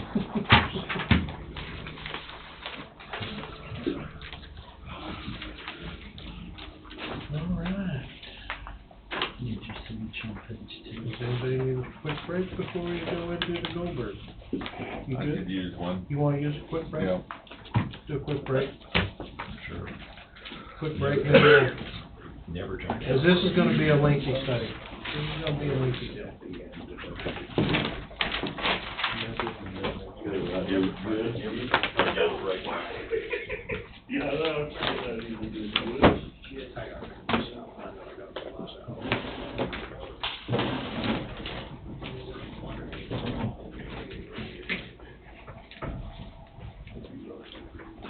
Hi, how are you? How you been, Larry? Good. Nice to see you. Good morning, sir, how are you? I see you. Good morning, how are you? Good morning, good. Nice to see you. I need to bring you a copy, send you a copy. Getting fresh back. Thanks for that.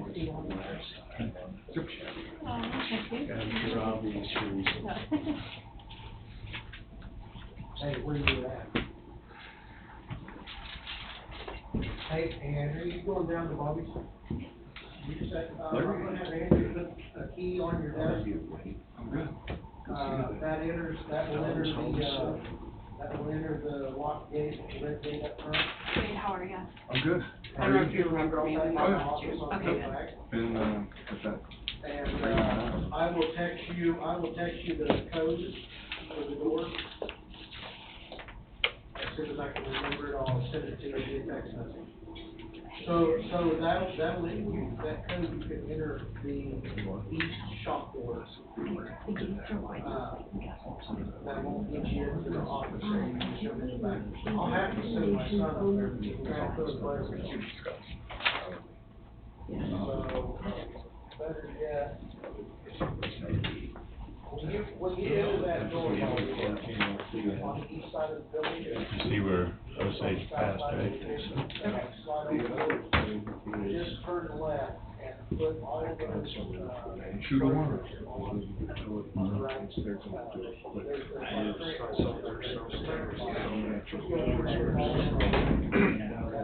Take it from the you have any questions? Okay, good. Well, no, everyone should have.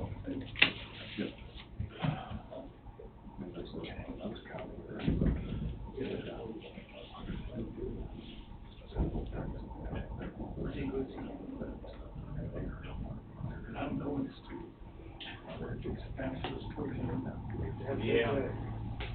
You're welcome. Oh, we have the same thought at the exact same minute. Hi, I just want to say hello. Okay.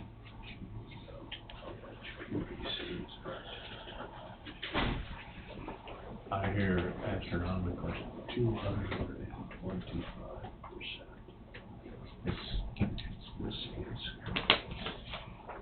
Like I say, I get materials for metal, and it's good for a week. So, I mean, if the bid's 2 weeks away, then I gotta. How are you, sir? Fine, how you doing? Good. Haven't seen you for a while. You're right. I'm actually in my yard here in town. I have quite a pile of metal right now for spring projects that I just had to buy. No way around it. I mean, I hate going back to the owner and saying, you know, I got to up it by whatever because the price of rebar went up or dowel baskets or whatever. So. Everybody else is doing it. Everybody else is doing it, you might as well. I know, but I just tell them when I bid, I mean, if I got the bid, just issue me a Check the materials. or the tax exempt form, like ASAP, and then I'll go ahead and order materials. Got quite a few funds wrapped up in rebar sitting there, 2 semi-loads and a rebar and dowel baskets for a street project, just sitting in my yard waiting.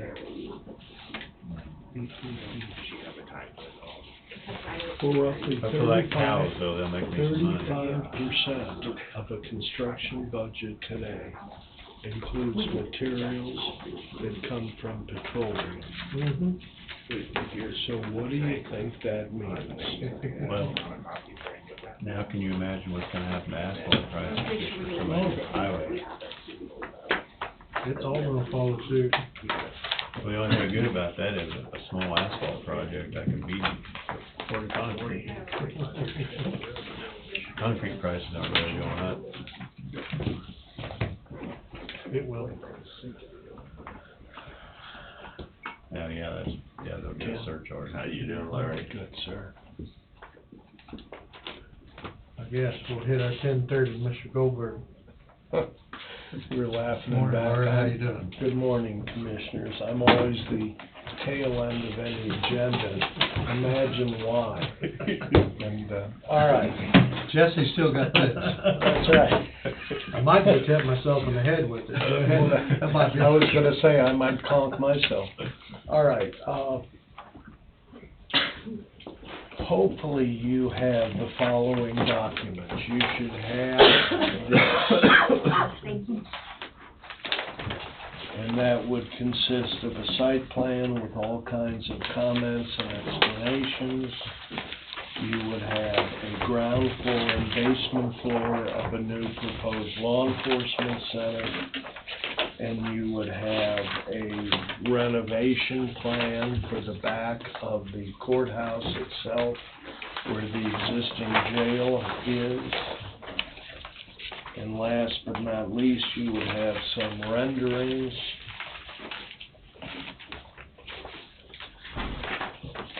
You've all heard that we had a happy conclusion in Osage County last week. I did not. 1,149 yes, 505 no. Nice. 70%. Nice.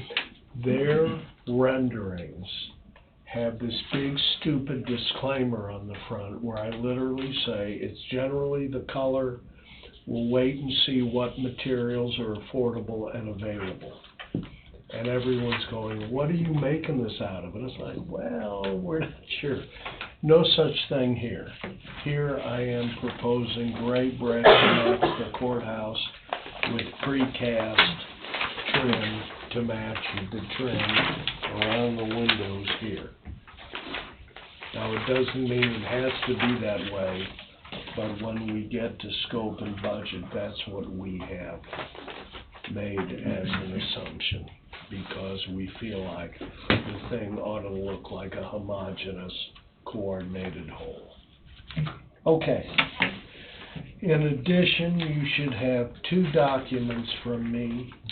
One, a summary of the recommendations and actions I am suggesting that we consider taking this morning moving forward. And the other is a proposed budget that probably we will talk about the most. But in any event, what I am proposing in this particular order is that the commission accept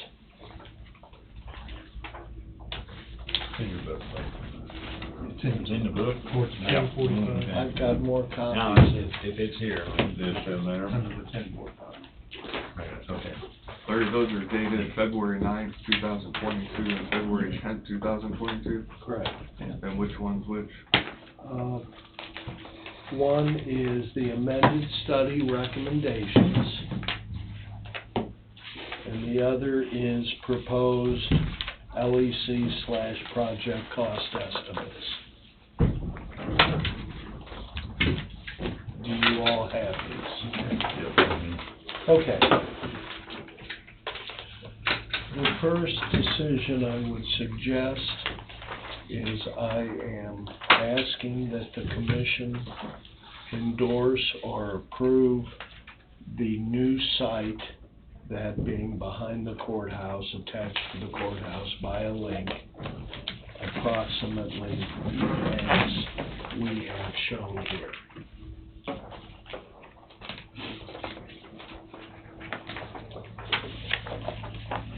Well, I think the discussion was being able to get, I don't want to call them prisoners. Inmates. Inmates. Detainees. Detainees, there you go, that's a better terminology. And the escorters to the courthouse in a safe, confined manner. And I've got an enclosed link, it works great, and we killed several birds with one stone. It worked great, the parking is left alone on the other side, and to the north as well as to the west, and so forth, it all worked fine. And if some of you didn't know, we asked the board's forbearance in doing 3 preliminary test borings. Test boring 1 and 3 showed rock at 30 feet. Test boring 2, there was a spike at about 20 or 22 feet. That's still well below our footing. So as far as we're concerned, we're good to go in terms of abasement. And we're going to be studying that further in the weeks to come. But the point is that there's no surprises there that we know of.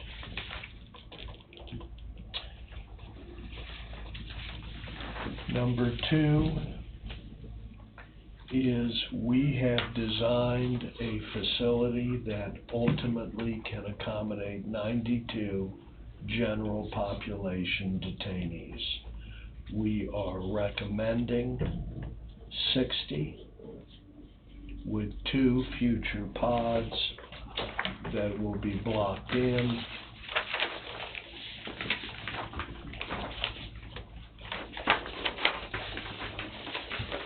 If you go to the plan, the ground floor plan,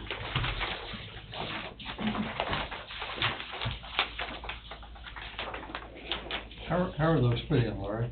how are those what? How are they gonna be installed? The cells. You always hear about additions that dropped in.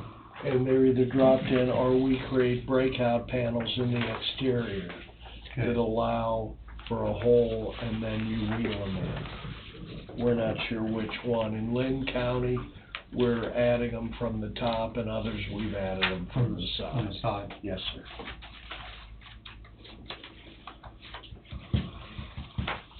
They also include here 4 mental health cells that those of you that have worked with us know that we're very interested in Coffee County taking a leadership position in the area. But the point is, these are steel modular, but mental health cells. They can be used for normal detainees if they're not being used for those with cognitive or behavioral issues.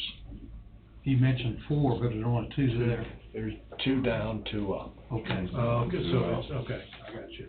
Okay. All of these are ground floor and then mezzanine is how you get those numbers.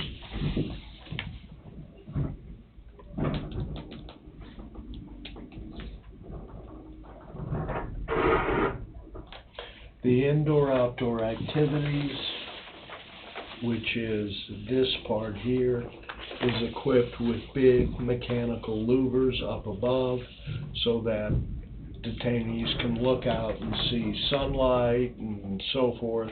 They're not entitled to a view. They can't look out and see your license plate or behave in a unseemly manner when people walk by. And the activity is just one floor, just on the ground level? Well, by code, yes, it's got to have a 17-foot ceiling, but that's built in. But the point is that is toward the back, and purposely. This whole thing was done so that a lot of that stuff is away from the school, away from the public. The housing is rear chase modular steel cells.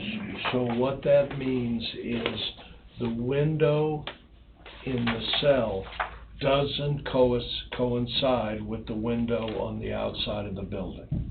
They're obliquely angled again, so Billy Bob can look and see trees or the top of trees or something. He or she is not entitled to a view to passerbys and so forth. And we treat the glass so that it's scumbled a little bit like a steamy shower door type of thing. Remember, constitutionally, they're entitled to 3 square feet of natural light, which the courts have defined as the ability to discern a change in the time of day, a change in the weather, or both. They're not entitled to a view. Okay? And plus, we have skylights.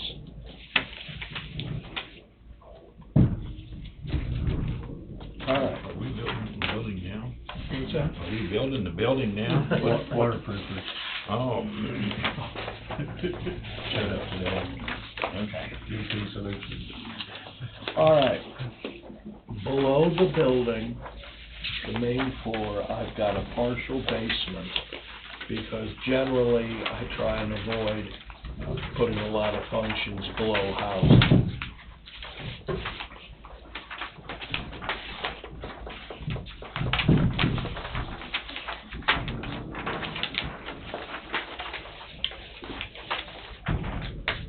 But the idea is that you would have in this new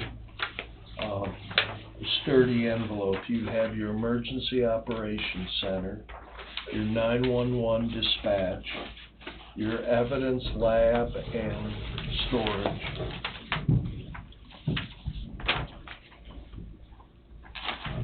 and mechanical supply and so forth, and I have got this square as a bid alternate in my proposed budget, which we'll get to shortly. I'd like to bid both of them as bid alternates, but I've got in my budget the smaller of the two, because it just seems nuts to go to the trouble to do this and not put in some general storage for whatever and whoever in the county would need storage of files or equipment and so forth. Sir?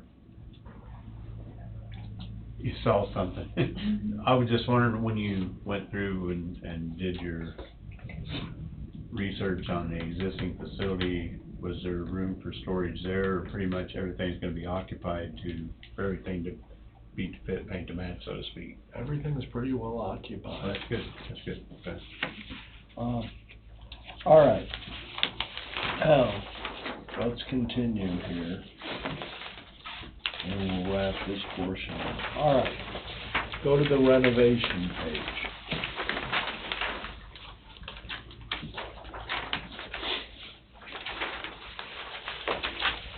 So you're bringing prisoners within a fully enclosed link, so you're not going to see them getting walked around the parking lot. To a sally port.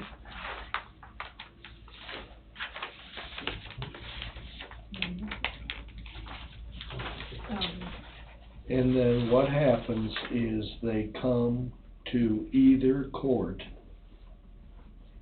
They come this way into what is now the magistrate court, and I'll return to that, or they come down the secure corridor to your district court. Either one. So this judge's chamber here is a district court?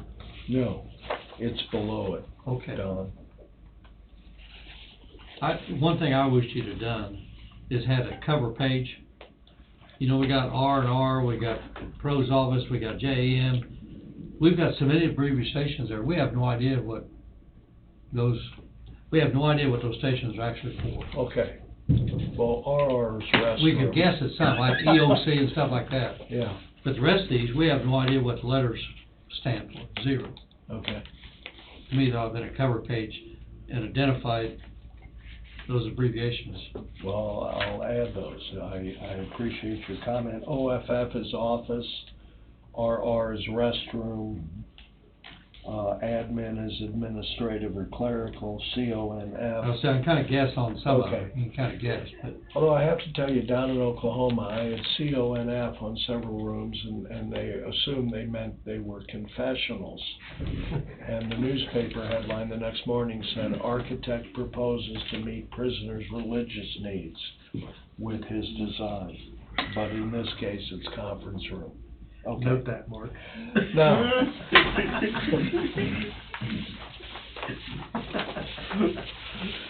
Yeah, don't put that. All right. The jury room no longer worked here because we're creating a secure corridor directly to the courts. So staff and prisoners use this side, the public can use this side. So what we did is we moved the jury room up to some of the space here. So it's now adequate for 14 jurors. The judge's chambers remain here, but the judge suggested that if the magistrate court could get a little bigger, it would suffice as a second court for years to come versus being at a disadvantage because of its current size. So what happens is I created a limited access here off of this sally port so that either one can be used for criminal proceedings. Why is there a door coming off the secure corridor into the jury room? This door here? On, straight across, to the left, This right one. there.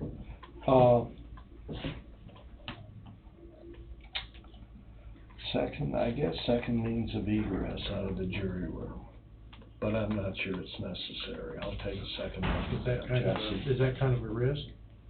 Yeah, well, it'd be a security door, and, but let me take a look at that. The elevator remains the same, the stairs remain the same. I was able to create pretrial holding here with attorney visiting here, so there was some stuff we were able to take advantage of. And last but not least, this whole part then becomes the prosecutor's offices.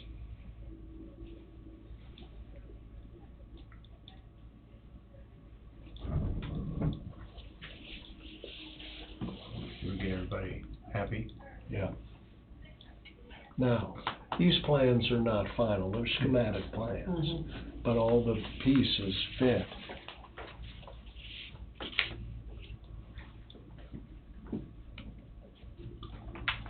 The basement of the new jail and the upstairs of the new jail, at what level does it tie into what we currently have? Is it halfway in between where you got stairs up and down, or does it tie into the upstairs level of the? It ties into whatever the current jail and So court it's all level one, is. it's all Yes. one level? This, Yes, sir. what we currently have and what we're gonna be getting, that's all on one level? Yes, sir. If it is, I kinda wish they'd put that on at least one page where we could see all the tied in. Yeah, I would kinda wish actually- I'd seen that all as one tie. Okay, we've got a drawing, and I'm not sure why we didn't include it here, but we have a drawing that shows. Because right now, we don't know whether it's tied into the bottom or upstairs or split half and half. Let me take a look at my, hold on a minute, Commissioner. To me, there'd be some value to see that.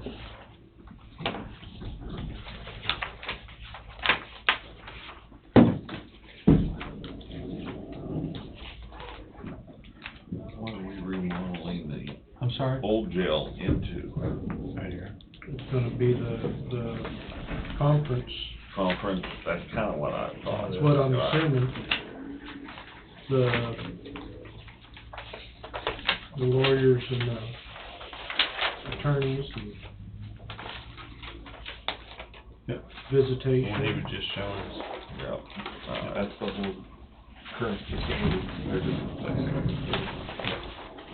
or renovating. Which would be somewhat, I'll say, Okay, here you go. at the same time, maybe it's gonna probably help with plumbing. Thank you.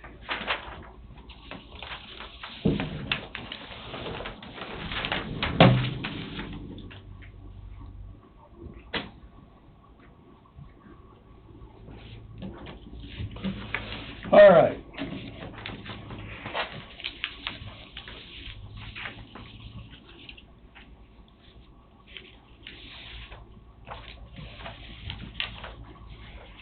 So we went from 93 beds, 92 down to 60. Correct. We went with the basement versus ground level.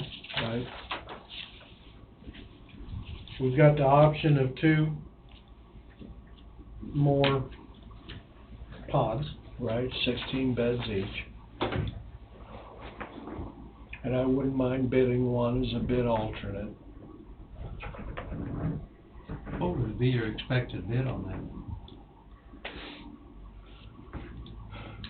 Probably somewhere around 600,000 to 700,000.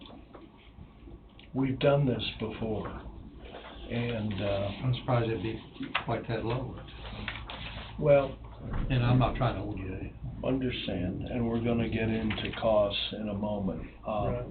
But in any event, so Jesse, I'm asking that that in terms of an amendment to my previous feasibility study, which had a whole justice center out on a greenfield site, this obviously is in a new direction and a substantially reduced scope. So, in effect, instead of $6 million worth of justice stuff being built new, we're looking at $2 million worth of renovation and with about a $4 million net savings. But we're also gaining a basement as well. Correct. Because there was not a basement Correct. proposed in the other. Correct. Which the basement is pretty cheap square footage. It is, although it's not as cheap as it used to be. Well, right, I mean, it's, Nothing's as cheap as. there's nothing as cheap as it used to be. But you're wanting to bid as well, alternate. I want to bid those two pieces of basement as alternates, literally just as concrete boxes, maybe with some galvanized cyclone fencing. And then I would bid maybe one of the additional housing pods. And,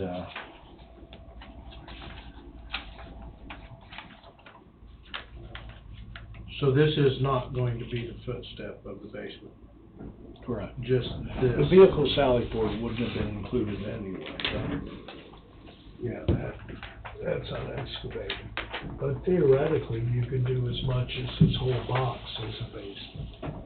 But I'm avoiding the housing with this exception of this box right here. I'm just taking advantage of it, because then I can do a second means of egress pretty easy here and here.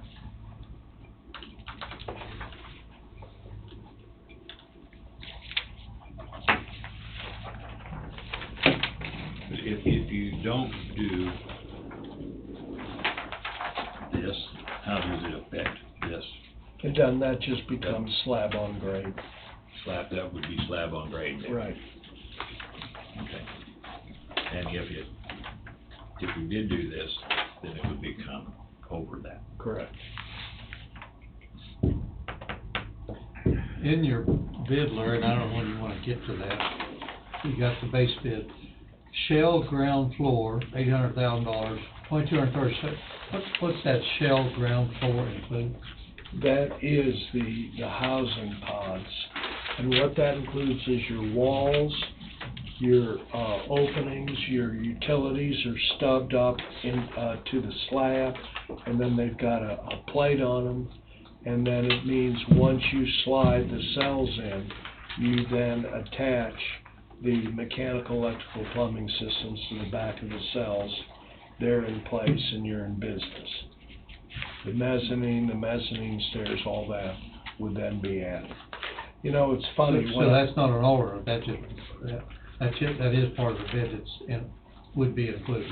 Well, Don, for all of these two, I would bid one or both of them with your permission as bid alternates.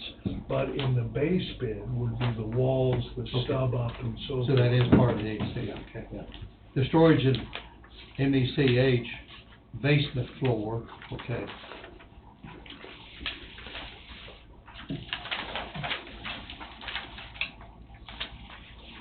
Talking about this floor here then. Yes, sir, and I've divided that into two pieces. You only got 2,550 square feet for that. That's only an area, 60 to 40. Yeah, I've just got this as one bid alternate and this is the other, okay? And that is. Bid one bid, but we don't, Yeah. okay, we don't have a price. That's $31.42 for this and $62.74 for this. Now, I We don't get have, this- we don't have yeah, dollar amount. Yeah, 'cause I was afraid to extrapolate that much. We're getting to be too much. I can certainly do that. Okay.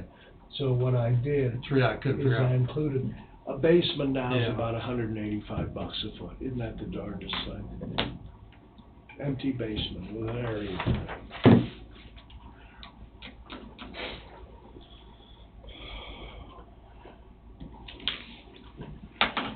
I've been You always build it once.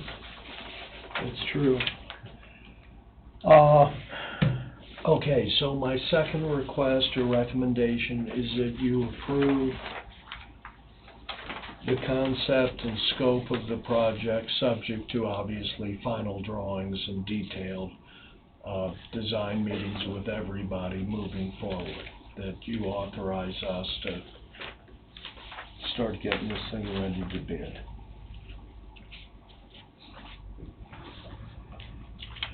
Now, let's talk about the budget. And I have to tell you all, 3 years ago, we did, to give you an idea, we did Saginaw County, Michigan's 511-bed facility. It was a larger version of this. We built it for $38 million, which came out to be about $122,000 a bed. By the time we bid Woodbury County and Lynn County, prices had already started moving to the point that that $38 million, which literally was a build cost, had become $58 million for Woodbury, and our $16 to $17 million estimate for Lynn County had become 21, almost 22 million. Now, if you extrapolate it out, and there's no point in us kidding each other or our communities, we have a rolling average right now for construction of about 10 to 12% annually. 11.5% is what we understand to be the rolling average. Okay? I'm not sure why Engineering News and some of the publications don't tell the truth, but that's what it is. To give you an idea, we get bulletins from contractors and industries all over the country, as you can imagine. I was talking with Tom. Anything with petroleum, that's a petroleum byproduct or distillate, you're looking at huge increases. PVC is going to go up 220% this year. Okay? If you look at plastic, insulation, roof insulation, EPDM, roofing, the plastic parts that go into an electrical system, then you get to cement, then you get to steel, and it's just crazy. So the fact is, as a point of comparison, we beat ourselves up over Lynn County that we couldn't get it down to a budget. We bid that project 4 times because we could not get an electrical bid at all. And if you took Lynn County, for example, where the final number's 21.8, we're finishing the project up early next month, middle of next month, that budget today would be 26.6. If we extrapolated it to next spring of 2023, it would be 29.5. And you're gonna end up at 21.8. Yeah. 95% complete then? Yes, sir. Because Wade and I was over there when it was 30, 40, 50% complete, Well, several months back. back. Yeah. I'd like to go back here. I'd love for you to. Anyhow, the point being, and I want to do this because you need to have some understanding of apples to apples. If, for instance, we were to bid Coffee County's project in early spring of 2023, I am proposing an overall cost of $24.9 for coffees. And the reason I want to make sure we're clear is because there is a savings of almost $4.5 million off of the reductions in scope that have been suggested to us through the board or through Tom or whatever, to try and keep this thing contained. Otherwise, we'd be looking at even more costs. All right, and that's what I am proposing here. Now, that includes all the costs, includes interiors, fees, all that, and it includes the smaller basement alternate of 3,142 square feet. It includes that $581,270.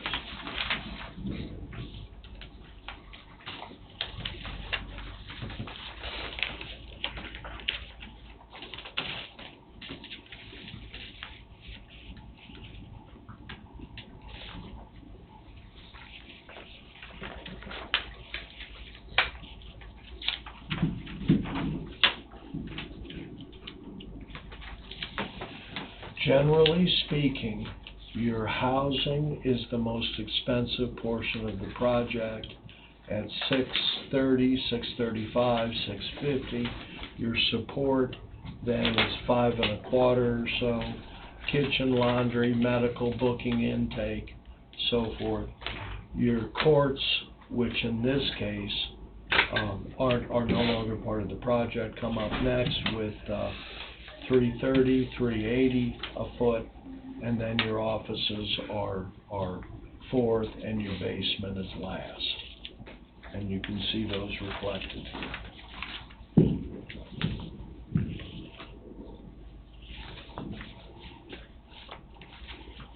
Is Lynn County, is it a total justice system too? Yeah, it is.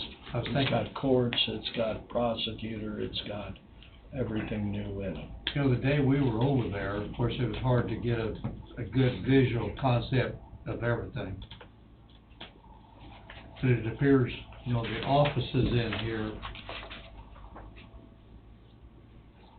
they don't have as near as many offices as what is currently proposed here. But like I said, they were just putting up the structure for all those office spaces on the east and the south side, so It's it's hard to actually, get it, there's more offices in Lynn because you've got courts, you've got chambers, you've got your reporters, you've got your court services. but this looks like there's more here than there is there. There's But that not. may have changed since we've been there, It has. because they were just putting up Yeah. steel for, because there wasn't a stick of wood in that whole building. I know it. And so lumber, which is one of the few things that's come down a bit, we were at $1,600 a board foot in place. It dropped to $450 this fall. It's back up to $1,100, and so what I am suggesting, moving on, is that we do the following.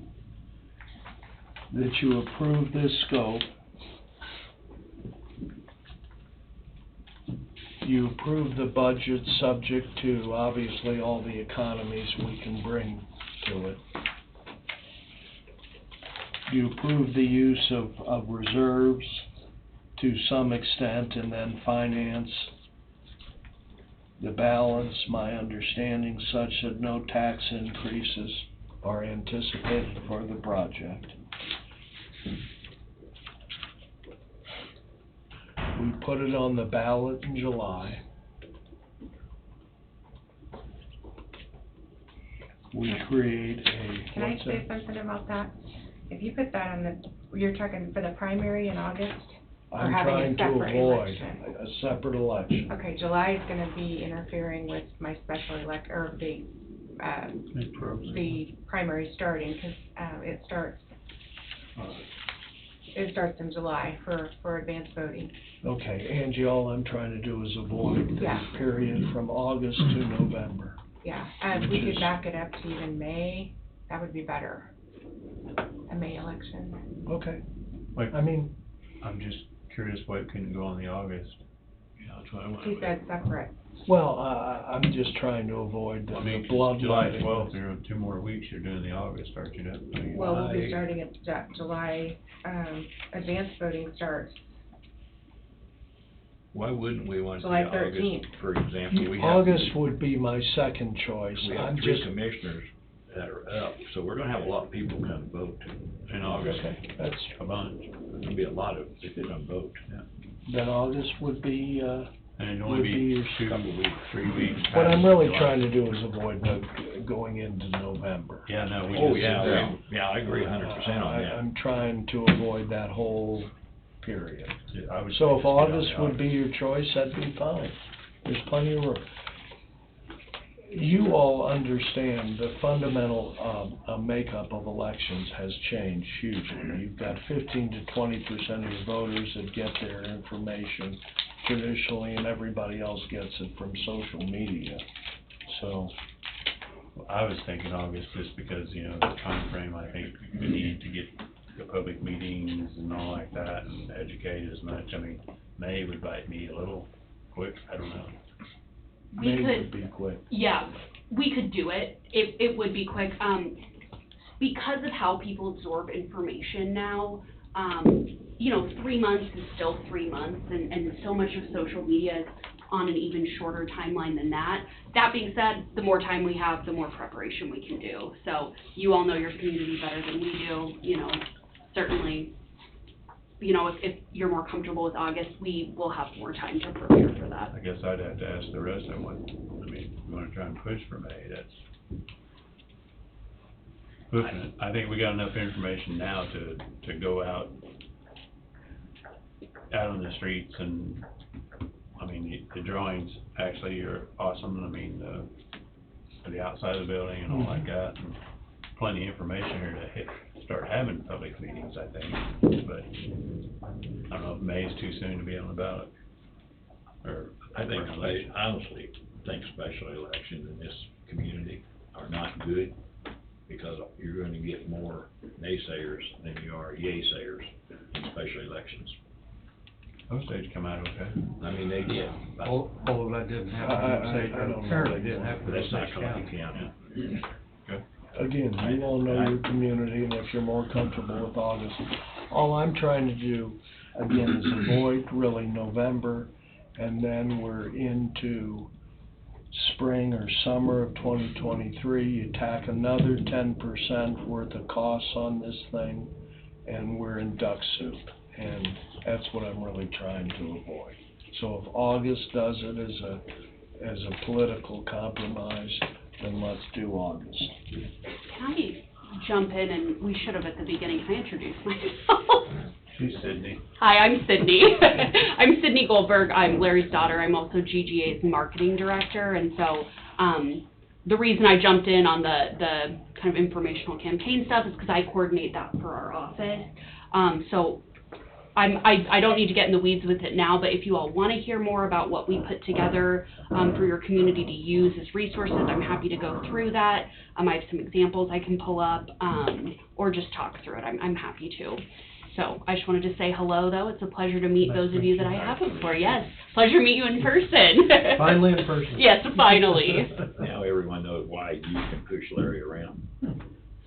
Yeah. It's true. Been doing it since I was born.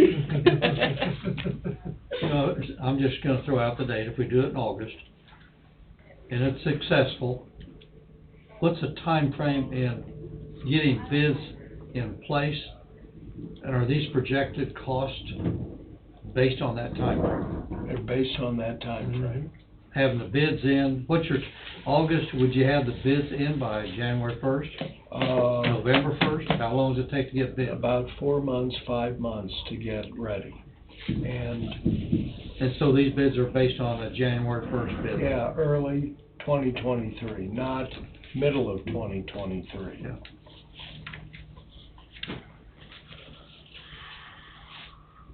Because like I said, the bid, we start getting bids in mid-23 or later, just stick another 10, like I said, another 10% on. You might as well figure another 10% anyway. Yeah. I mean, Just to be safe. you're just setting yourself up for loss if you're not. But you, Larry, pretty well gonna have everything in place. If this passes on August the 2nd or whatever the day is, 3rd, you're probably gonna have a lot of stuff in place to go out for bids, correct? Yep, and I wanted to talk about procurement as well, because that may give us some opportunities. I wanted to work with an ad hoc planning committee, if you all would see that as being useful in the community. It worked wonders in Osage. Anytime you get 25 or 30 or 35, and some officials from the sheriffs, obviously, you all and so forth, as a sounding board, as a, obviously as a mouthpiece other than you all or us, we work hand in glove with them every step of the way. But the idea isn't to sell it, the idea is to give information as accurately as we can so people can make up their minds. So you'd have a template to go off of? Yes, sir. And it's true, we've done well over 100 bond issues in the 35 years that I've been doing this. Yeah, and I'll second that. As we put materials together, there is ultimately every element of it is up to the discretion of you all, the sheriff. You know, they're just materials that we make for your county to use because you guys are busy. You have enough going on without trying to formulate, you know, a social media campaign. I don't even really like the word campaign. To me, it sounds like you're trying to, you know, put a spin on something. Everything is purely factual. It is just stating information. It's not, you know, spinning anything, not trying to sell something, just giving people the facts. And I'd put the 10% extra down there as well. If this carries on to May 1st of 2023, we're probably gonna spend an extra 10%. Mm-hmm. Unless something changes drastically. Well, something changes drastically, and you might, I mean, if people think it's not gonna cost more than the proposed right here today, they're kidding themselves. Yeah. You know, at the last meeting we had, the public, we've answered the questions. Where's it gonna be? Well, we've got that location. It's not in anybody's backyard, it's not across the street from anybody, it's in the same spot it's always been, just on a bigger scale. We went from 92 beds down to 60. That was the other thing they wanted. So we've gotten two of the questions out of the way. Well, now, the other one was, what's it gonna cost? We've got a rough estimate. You know, we can't pinpoint it. And we can take that estimate, add 10% to it. This is possibly what it's gonna cost. I'm glad to see the only but 4 mental health beds. That's a big concern. Jesse, we sweated over these estimates, trying to keep it below 25 million any way we could, and we still will try and do that. And anyhow, I want to talk a minute about procurement.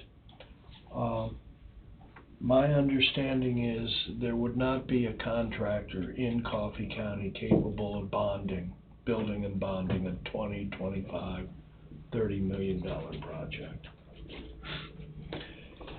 The majority of facilities that we have done in the last 10 years have been with construction management companies, CM at risk, and the reason being is because you can analyze their qualifications based on their qualifications, not who has sharpened his pencil on bid day the most. You with me? And then you still competitively bid all the trades, all the packages involved in the project. Okay. But the idea of doing a building like this with a builder that's never done anything like this before is absolutely terrifying. There are 30 miles of wiring in this building alone. And the idea of having somebody that's a house builder or an office builder, and I'm not being critical of them, I'm just saying this is such a different and unique animal. Now, that having been said, we've had all kinds of interest from builders in Topeka and Wichita and Kansas City and so forth, some of whom we've had the opportunity to work with before, some we haven't. So what would happen is we would help you issue an RFQ, request for qualifications, and see who would submit, and then help you evaluate them, compare them, call references. Again, some of them we've worked with before, here in the Kansas region, and we would move that forward too. We're probably already gonna be doing that for Osage County, more than likely, so. Yeah. And plus, this might work hand in hand where mobilization might be a little cheaper, Might be. because somebody might be in Osage County. Yep. Well, there's a management company overseeing Lynn County's in there. Yes, River City. We met that man that was overseeing all of that operation there. Warren Moody, To yeah. I didn't remember the name, but we met him, and, which, my understanding is he's totally overseeing it, making sure it's constructed at the specs it's supposed to. Exactly. And they've done a great job. And that projected cost is built into this also? Yes. Okay. All right, let's see what else. So we would get an ad hoc planning committee pulled together. We would get an RFQ process started for CM at risk. And last but not least, you would select a public underwriter and bond attorneys for financing whatever part you did not cover from reserves. Here's the other thing, you got your interest rates that are gonna start going up too. That's an excellent No, point. Jess, you got your interest rates that are gonna start going up as well. So there's added financial costs to the county. The longer this drags on, the more it's gonna cost. Or you do nothing. Well, the Federal Reserve seems to be a one-trick pony. Rather than admit the seminal cause of the inflation, they'll just start raising interest rates because traditionally that's what the Federal Reserve does to curb inflation. Mm-hmm. And when it doesn't work this time, I'm not sure what they're going to do, but they're looking at 4 interest rates. I figured 1 1/4. This year. Yep. Mhm. So. That first one's gonna be the one that's gonna hurt them. The raise. Well, Jesse, I'm here to tell you that if they go through with that, I think you're gonna be in a full-fledged recession. Because the only thing that's keeping some projects moving forward, Is the interest at rate. least in the private sector, is the interest rates. And taxable rates have been just a few basis points above tax exempt. You all would, of course, do tax exempt unless you're worried about violating the IRS 10% rule for holding feds, but that's a whole nother topic. Anyhow, we can help you with that as financial advisors as well as architects, and we've worked with underwriters all over the place. Larry, one of the questions at the meeting that you referenced and that Jesse mentioned, that hasn't, I guess it's cursory been answered, is how does it get paid for? Because that was one of the big questions, and you've watched that September 8th special meeting. There were a lot of questions about how does it get paid for, what does that accounting look like? So I know in your proposal, it's reserves, but now there's also a mention of interest rates, and which would assume. Well, my understanding was that the board was leaning toward covering a part of it from reserves as a cash contribution, and the balance of it would be financed with bonds over 20, 25, 30 years, so that you would have a chance to continue earning cash from taxes and what all, and replenishing reserves periodically while you were paying down the debt. I do have to tell you that the demand for qualified jail beds, this sounds terrible, is huge.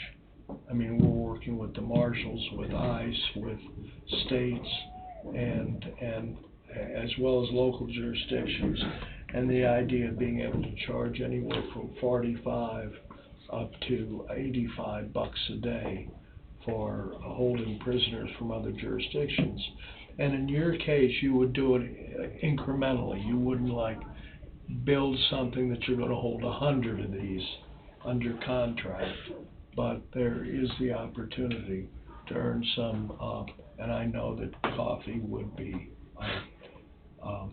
attractive because you're still within 40 or 50 or 60 miles of Topeka.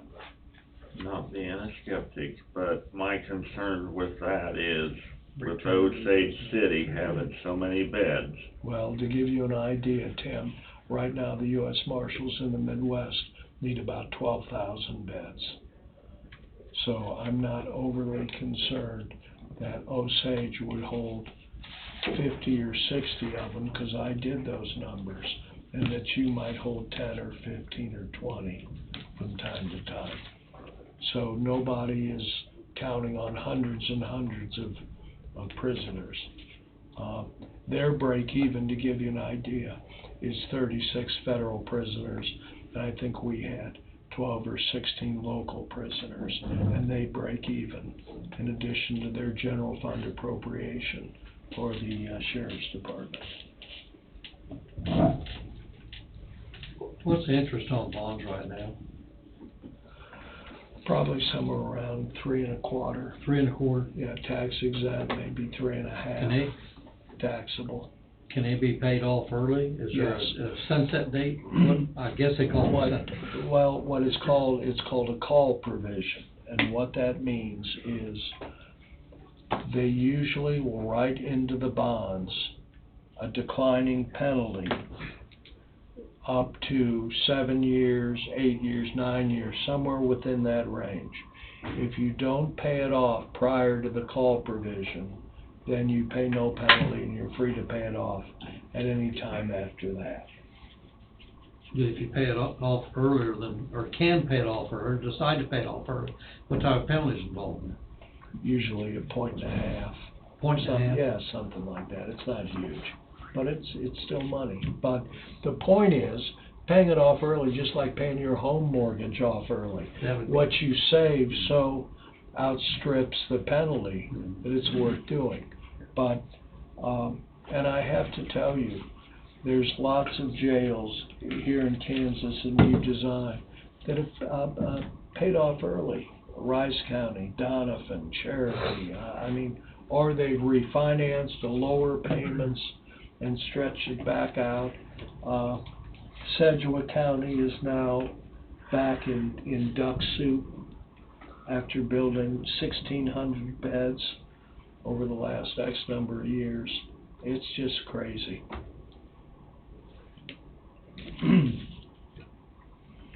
All right, where are we? Supposed to approve some stuff. Yep. Time to move, Tom. Yep.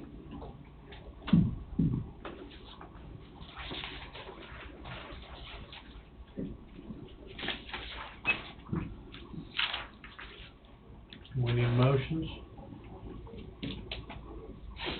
Motions to approve the proposed 60-bed law enforcement center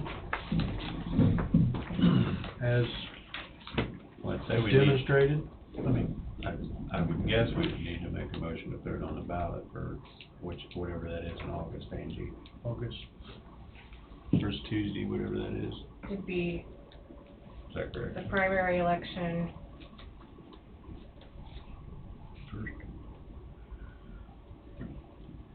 August 2nd. August 2nd. Let me just double check here.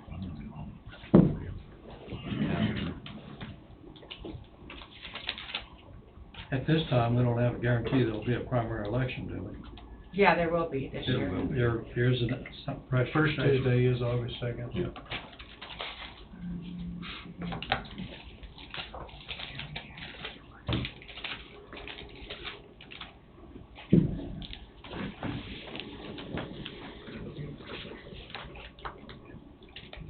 So we need a motion to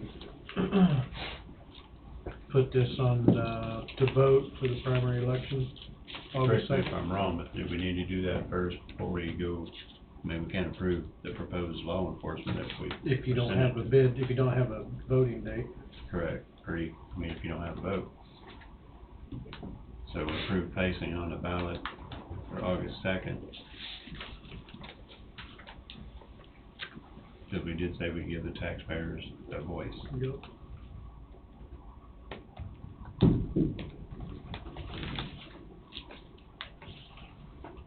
Are you typing, Angie? I am. Okay.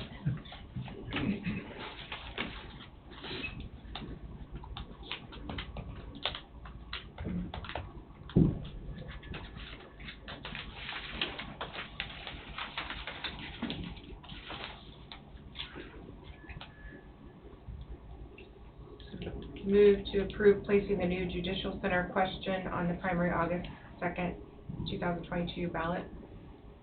New law enforcement center. New law enforcement. I just wanna make sure Sure. everyone knows Yeah, that we- it's no longer a justice center. Correct. No. Do we need to put in the estimated cost at that same time? What I would do is I would do it as either one motion with subparts or three motions, Tom. That's kind of where I'm headed, but. Three Yes, sir. motions.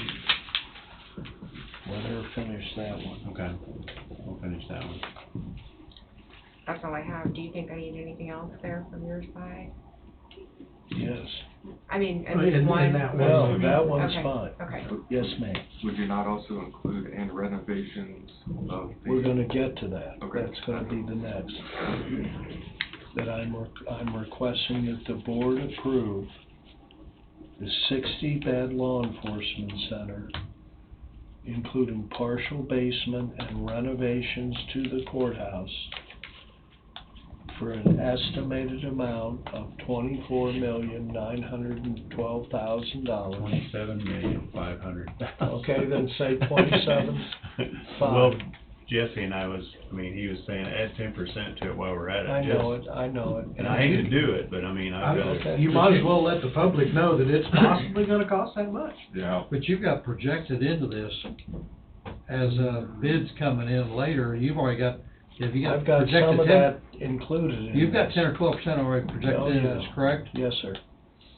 Now, But if it goes but through to April. if you wanna say a range of 25 to 27 million.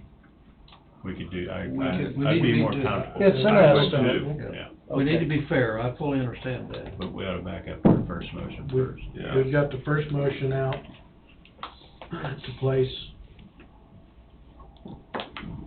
The new law enforcement center question on the primary August 2nd, 2022 ballot. Correct. Motion on the table. I'll make that motion. I'll second it. Tim's moved, Tom seconded, any discussion? I think we've discussed it. All in favor, say aye. Aye. Motion passes 5-0. There's that one. All right, now. I request that the board approves a 60-bed law enforcement center to be placed behind and adjacent to the county courthouse, however you want to word that, west of the county courthouse.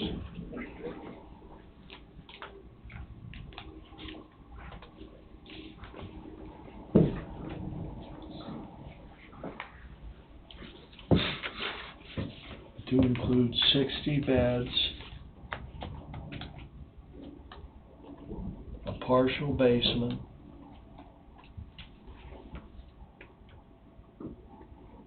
and renovations to the county courthouse as exhibited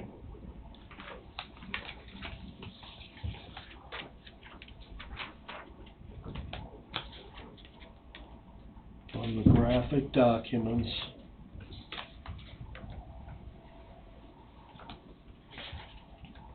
labeled option 1 and dated February the 7th, 2022.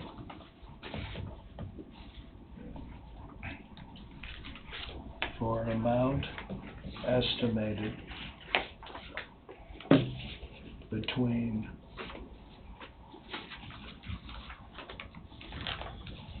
$25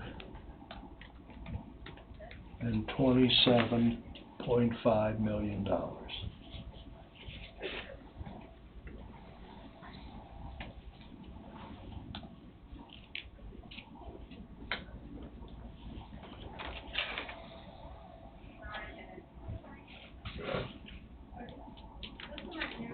As soon as she's done, she can read it out. Okay.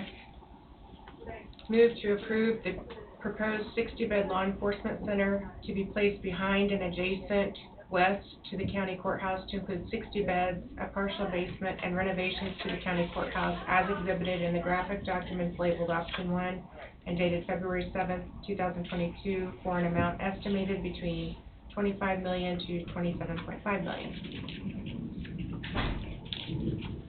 Motion on. Should they take out behind and just put west of the existing, because people behind could be this, Back, or back. then just put west. West, okay. Or in the existing parking lot, or you can place it in the parking lot.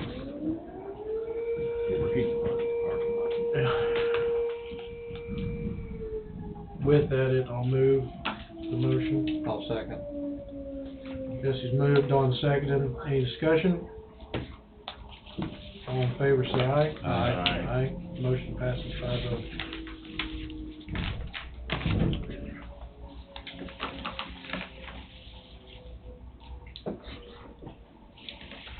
Now, do you want me to make a recommendation that I work with you all and with the county counselor and the sheriff and so forth to do 3 things, all pursuant to this? One is to help pull together and work with an ad hoc committee. Secondly, to help prepare documents to solicit proposals from CMs at risk and underwriters with bond attorneys. They're all going to be needed, and you don't need to necessarily pay any of them until the vote passes and we head toward closing. What is the estimated cost on that? Well, from me, it's included in our study, but from them, from your underwriter and your bond attorney, Jesse, there's no cost until closing. The CM may want to propose some pre-construction costs, I can't tell you yet. But the point is, I just want to go ahead and have that in the works so that by August, we've got that underway. I think it'd be very important that you do that with us. Okay. Be our pleasure. Larry, question. So, watching sort of behind the scenes what happened with Osage County here in January and into maybe it was in December, I can't remember now. They had a flurry of public meetings that were, it looked like Tuesday, Thursday, Monday, Wednesday, and they did that for a month and a half straight. Were you a part of those? And did you or Sydney have anything to do with how, the structure of those meetings? We did. Okay. Can you maybe just briefly describe what that looks like? So okay. Sydney, come on up. The first thing we did is we generated some footage of what the existing jail and sheriff's department looked like, because it was a mess. It's in that old nursing home there on 14th and 75 highway, and you had failing roof, you had failing structure, you had leaks, black mold. It was a mess. And go ahead. So it's disgusting. Yeah, so it's a mix. Certainly, again, you guys are more familiar with your community, so you'll take the lead, Coffee County will take the lead on, when and where should these meetings be to reach our community. And then we help with putting together presentation materials, handouts, and then the associated posts. So it's a team effort. And then we will be present at several of the meetings, not all of them, you know, just because we don't live here, unfortunately. But, so it is a team effort. And it helps to have us, you know, at several of the meetings we can answer any questions the public may have for us, and mostly we'll be there as a resource for you all as you speak to the community. So team effort. We're involved, but again, it's your community, and so we want it to reflect, you know, what your community is going to want to see. From what I heard, Osage was pretty aggressive on their meetings, like they were having 1 or 2 or 3 a week. Knowing that we're out to August, is 1 or 2 a month sufficient? Yeah, I would almost say we'll probably wait 1 or 2 months to really get started, give us time to get really high quality materials together. Osage made a choice based on the timing of their election not to really start those meetings until after Christmas, after New Year's actually. You know, people don't really want to do that over the holidays. Everyone's really busy. So they chose to condense theirs into a matter of weeks, which has, you know, led to that frequency.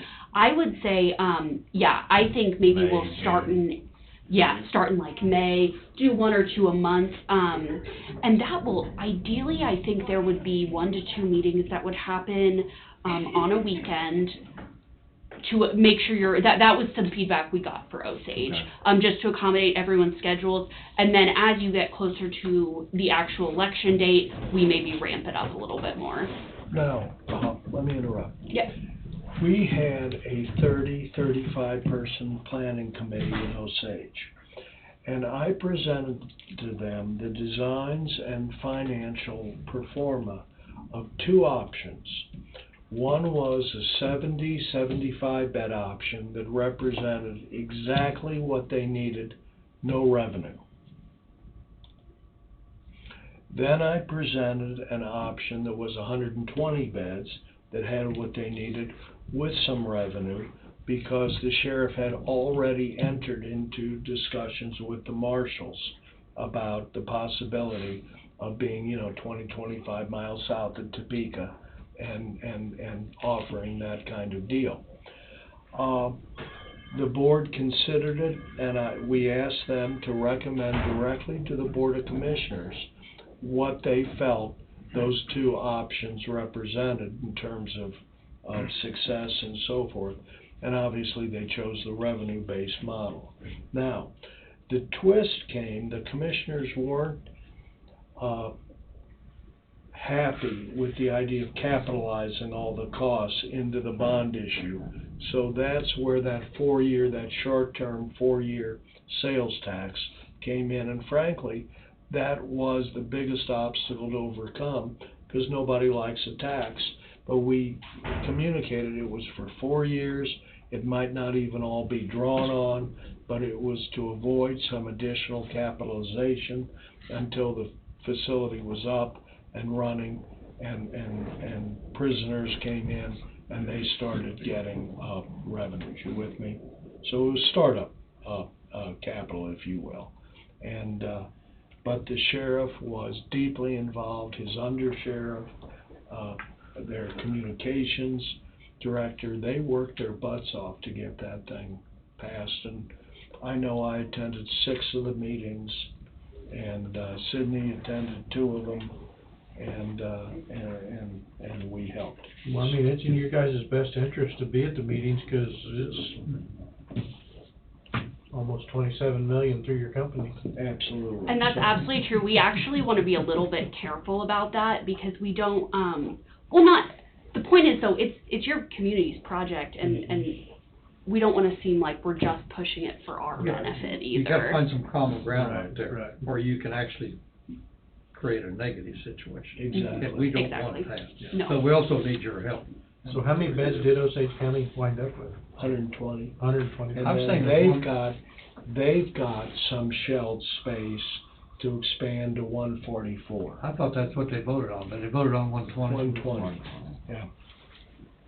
Larry, at those public meetings, just so we have an idea here, who are the speakers, the presenters? I understand from seeing what I saw, the sheriff. The sheriff took the lead.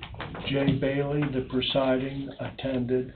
An associate commissioner attended occasionally. They kind of played that off depending on time and availability. But the sheriff's command staff was there. His 911 guy was there talking about the fact that dispatch had mold and leaks so, but the sheriff took the lead and, Yeah, the sheriff did about 70% of speaking. Then the undersheriff would get up and talk about mental health and what they're seeing in their facility with mental health, why that's important to consider in planning. And then if we were present, Larry would get up and just briefly walk through the design at a high level and then answer questions. Well, they have 3 commissioners in Osage County. correct. Did they have 1 commissioner at every meeting, or they? No, there were some meetings, there were no commissioners. Okay. But Because they probably couldn't have 2 without calling it a special. Correct. So they never did they ever have a special meeting where they I had don't more? think so. Now, when we got the underwriters involved, that took place back in the commissioner's room, and those were open and public meetings. And then some of the planning committee attended, and some of the public attended to hear the creation of a public building commission, which is the 6320 court. That's the method used in Kansas. You know, in Missouri, it's industrial authority. They're all the same thing, basically. But the difference is between Osage and your county, as I understand it, and this will be the subject of scrutiny, of course, is that 4-year sales tax was probably the biggest sticking point. And clearly it got overcome. But in your case, if you would choose to go this route, you have the resources to do it without any additional tax. So I think the biggest struggle we're gonna have to overcome is you've got one 30-some miles away. Why do you need one? It'll be a question. Absolutely, yeah. And only a sheriff and. And you got one in Iowa, which is only 40 miles away, so. You're gonna have Garnett. But the need is there. We just gotta promote the positive side of it. Mm-hmm. yeah. Present the facts. So did we need one more motion to approve you to start putting together this planning committee and? For me to work with the sheriff, Tom Johnson, the board of commissioners, and the county counselor and other county officials to put the planning committee together and prepare for, I guess, soliciting both underwriters and construction managers.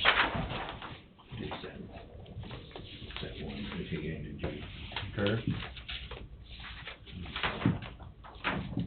Yeah, I mean, I think that public ad hoc committee is a very important thing to get started as soon as possible. I can leave you in here, I don't have to. And I'll take them through, I mean, Tom obviously can help. We can take them through the journey we have made since first being retained by Coffee County so that they understand the choices that were made along the way. You'll help them wrap their head around it. Incidentally, I ended up very pleased for what it's worth, and I don't get a vote in this, you do. But I ended up relatively pleased with how the site behind this courthouse worked out. I wasn't sure how it would work or how close we'd come to the school or how much parking we'd eat up or whether we could get adjacencies to work. And I ended up very pleased with the functional and spatial, the only issue, and it's not even a negative issue, is then it put pressure on the outside of the building to look like the courthouse instead of being, for instance, a pre-engineered building or other things out on 20 acres of land somewhere that might have been within our purview. You with me? And, in this case, Cosmetic became more important. yeah, I feel like we're gonna match the brick of the courthouse, we're gonna match the trim, or it's gonna look awful. Exactly. Yeah. And this building's gonna be around for the next 50 to 70 years, and we feel like it ought to be done right. Awesome. Motion for, putting together a planning committee, let Angie read. And you can change whatever. Move to approve GGA Larry Goldberg to put a planning committee together, work with the Board of County Commissioners, the county attorney, and other county officials to prepare for What did you call that? for the upcoming. To prepare to solicit proposals from public underwriters and construction managers.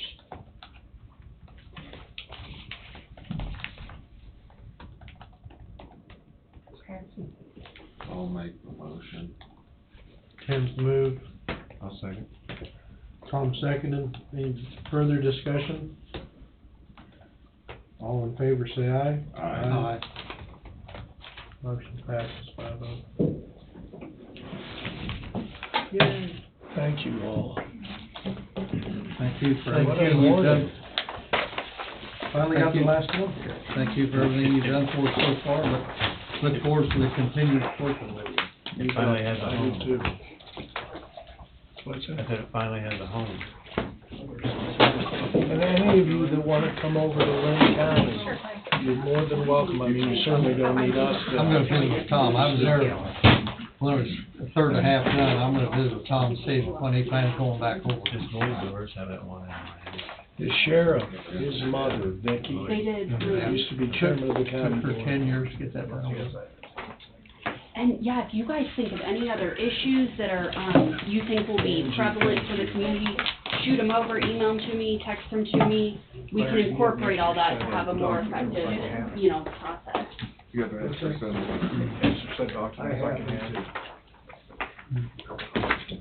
Waiting for And if you need us to PDF send anything that it's easier for you to print or whatever, we'll be glad to. Okay. That's good. Yeah, that if you need anything for One for it, great. So we need to know this like right now. Well, I just need to get that, increase approved, that's additional commission. No, I can't.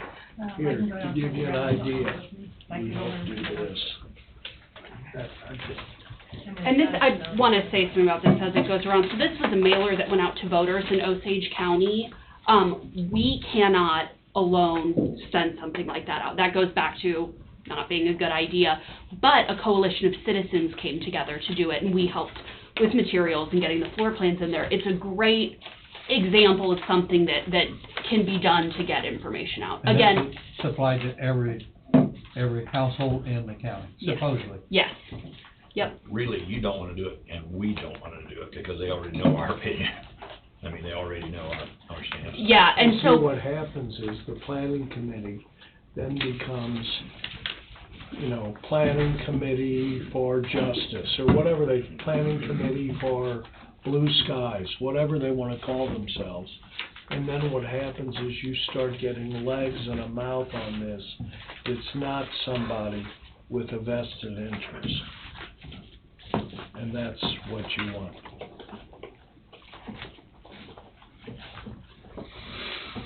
Looks good. I like it. And I have a digital version of that if you guys would want me to send it over just for your records. Would you be interested in that? Okay, we'll do that. Because I know it'll come up eventually. Yes, yeah, absolutely.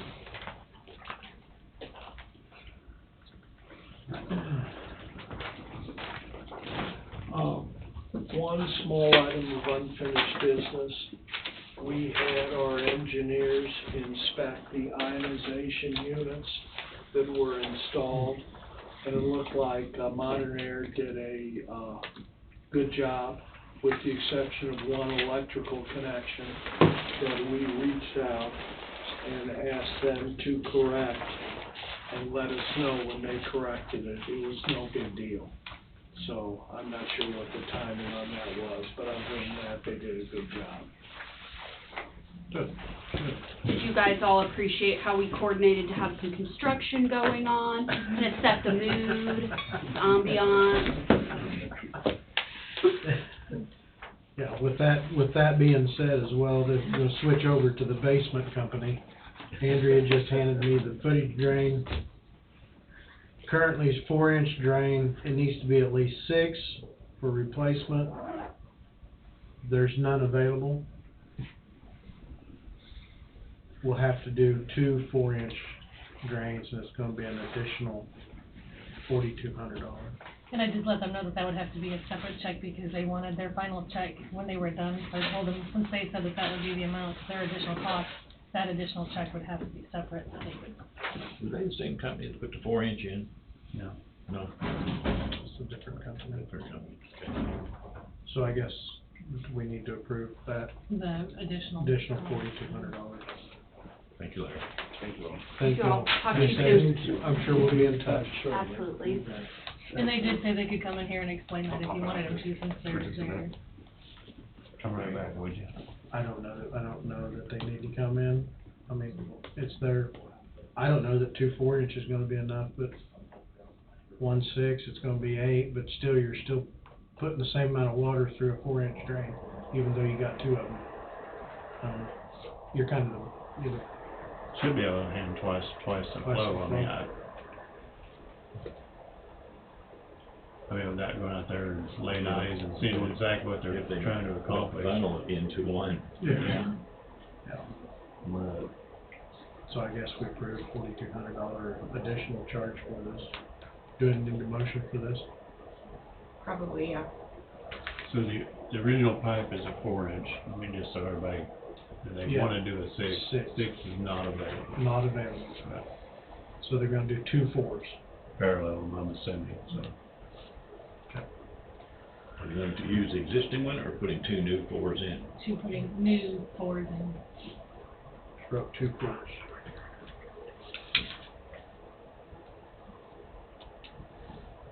Does it have a length on it?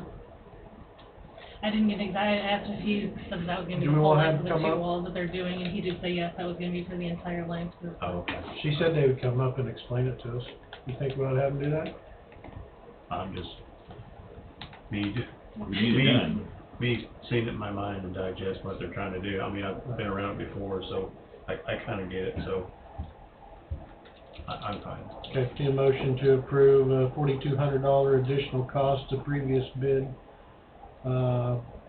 What's the basement company name? DC Solutions. DC Solutions. To, the current drain for the basement is 4-inch. That is not adequate. It needs a 6. No 6-inch available. They're going to do 2 4-inch drains at an added cost of $4,200. I'll make the motion. I'll second. Just moved, Tim seconded. Any other discussion? All in favor, say aye. Aye. Motion passes 5-0. You seconded. Yes. Tim. I moved, he seconded. They came with they gave us a warranty, a substantial warranty, so I'm comfortable. You're comfortable. I guess that's why I'm saying I don't wanna. You've been involved with it previously and so on and so forth, so.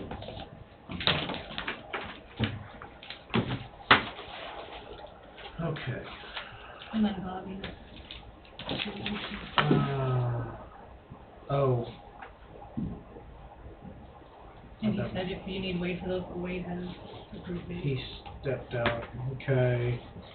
We've got 2 motions? Yes.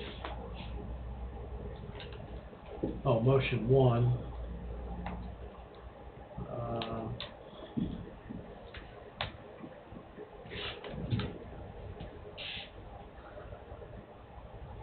Motion 1 is to rescind prior arrangement between MT Networks and Coffee County.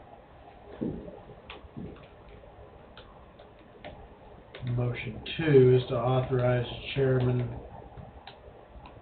to execute this agreement, which is agreement between general agreement, communication, equipment, and services for MT Networks between Coffee County and MT Networks, which is the bid that you guys approved last Monday, correct? Correct.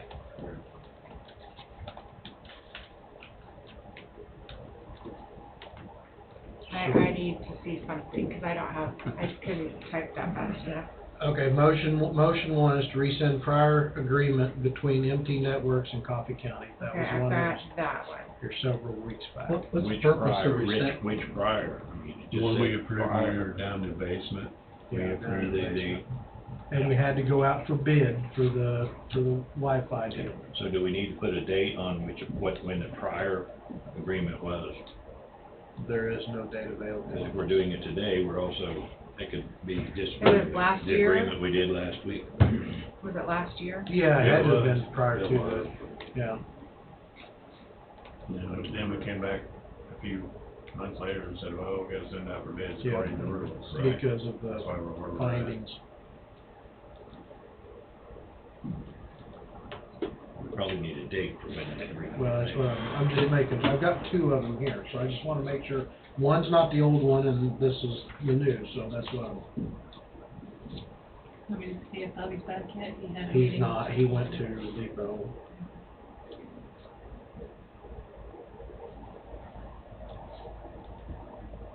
So what basically changed on the agreement? I thought they were the same amount of money.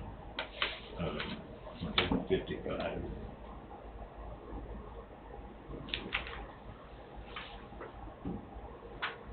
Was this on the general agreement, communications equipment services contract between Coffee County MT Networks for the purpose of providing wireless internet access service to Levo, Waverly, Gridley, and Leroy for Yes. $550,000? Yes. Yep. Okay, so we need to rescind the motion for September 13th, 2021, paragraph 6. Paragraph 6? Yes. Okay.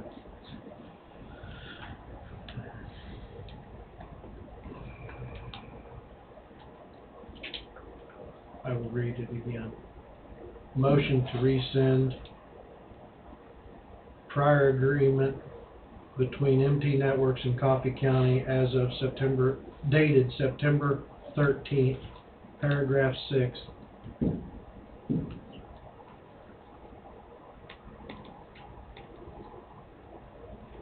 Motion. 2021. 2021, sorry, 2021. I'll make the motion. I'll second it. Jesse's moved, Tom second. Any discussion? All in favor, say aye. Aye. Motion passes 5-0.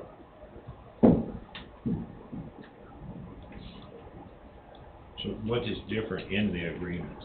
There is nothing different, to my knowledge. No, it's just that we had to go through the formal We had to go bidding through the formal bidding So process. all we're doing, rescinding just- it because we did it before we went through the formal process. Yes. Now, okay. So now all the dates are prior to all that. Okay. Okay. Motion number 2. So should we do this motion again, the same one, except dated today? The same one we just rescinded? Or no? If there's no difference, I think that's what it'd be, just change the date. You're just gonna have effective date as of Monday. Last Monday was the 7th, And we approved it. Feb 7th.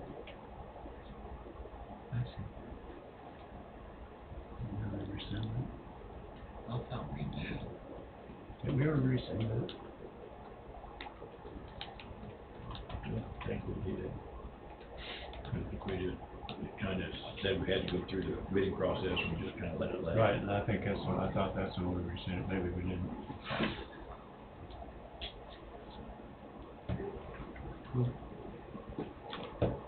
Do you wanna ask any questions for him first? Just walk back in. Okay. MT Networks. Bobby said you had looked at the agreements? The new revised agreement? We rescinded the one dated September 13th, paragraph 6, 2021. We rescinded that just now. voted, passed through. Now we're gonna make a motion to enter an agreement with MT Networks from the bids from February 7th. I've looked at it. My understanding was I was gonna be in communication with the attorney on the other side, and I've not had that contact yet.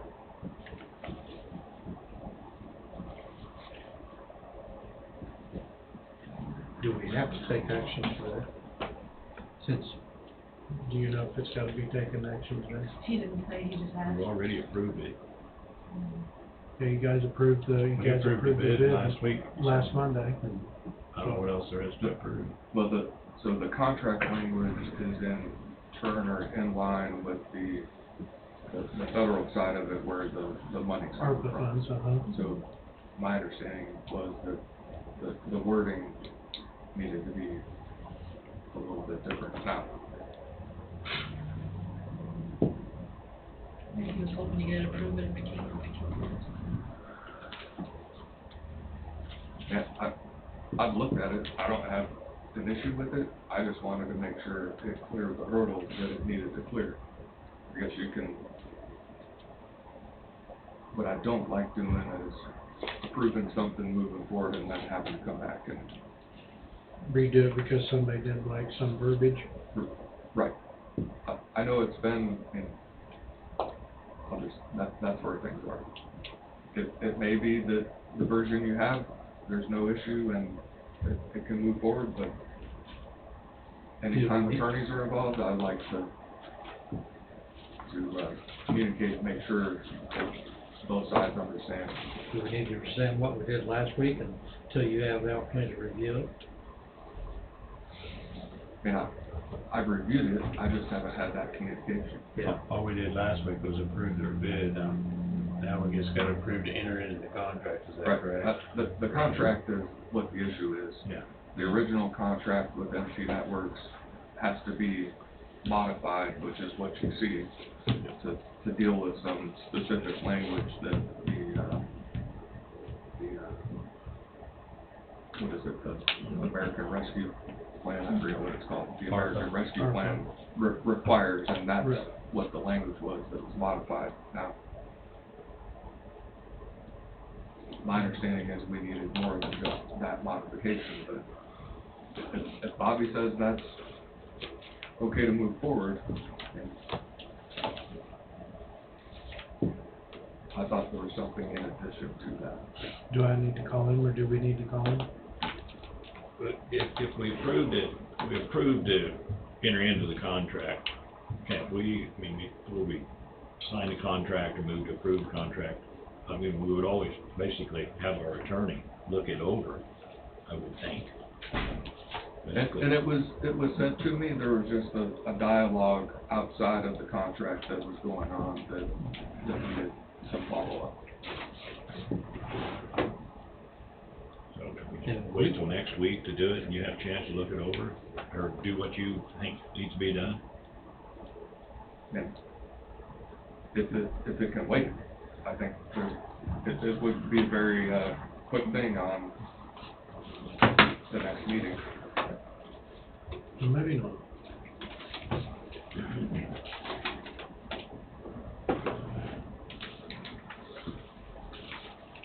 Okay, this is a warranty deed that was given to me from Bobby. It's the I believe, lots 12, 13, 14, block 56 in Burlington, Kansas. It says a motion to authorize Director Chairman to execute this deed. On the one-stop property as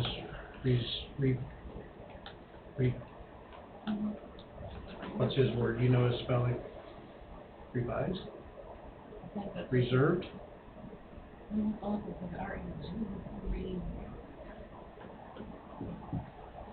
Required, there we go, required by KDHE. One thing I'm gonna say again, I need that stuff in advance.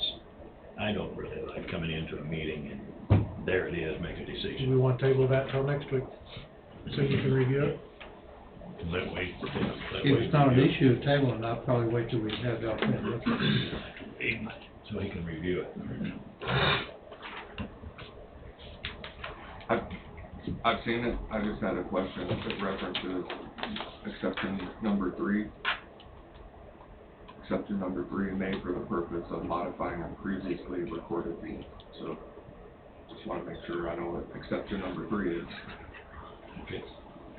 So we've got a question. So we will table that till next week? Evening, no? What else do we have? This is the Phillips, okay, this is the deal I need to sign, and That's Phil's all. yeah, Phil's on it. Okay. Bring it back to Jesse, he said, she said. To Andrea. Back. And I think those 2 things will be pretty easy to have ready for next week. Okay. Bro. We're gonna hit round table. You got anything, or do we want to come to you last? Nope. We go this way? I don't necessarily have anything. I just encourage now that the ad hoc committee to see who would be interested from your respective districts to be a part of the committee. I've had people approach me when it was first brought up, and I think that's where a very healthy discussion will take place, because the people who talked to me about wanting to be on a part of the committee, there were some vote for and some that were, I would say, against, that they needed to be convinced. So then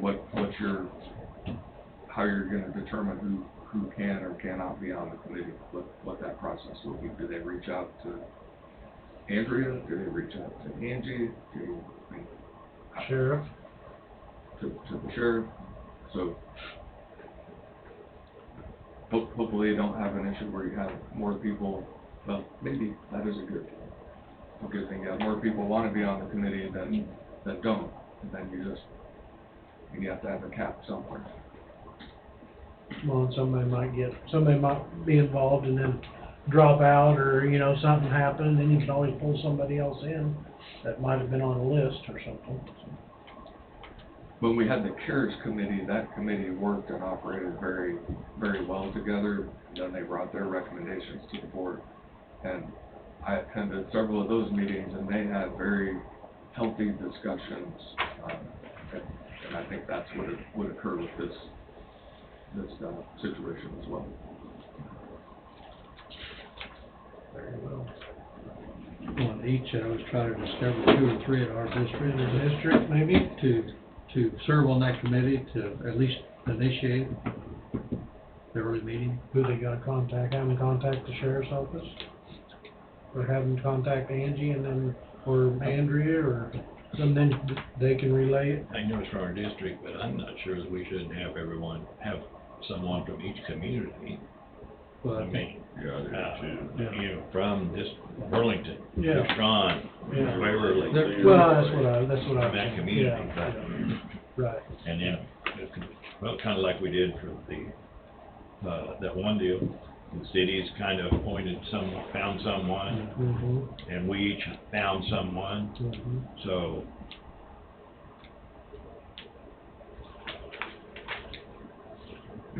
It's a 30-year vision, so it's important that. And that worked pretty good, that committee. Yeah.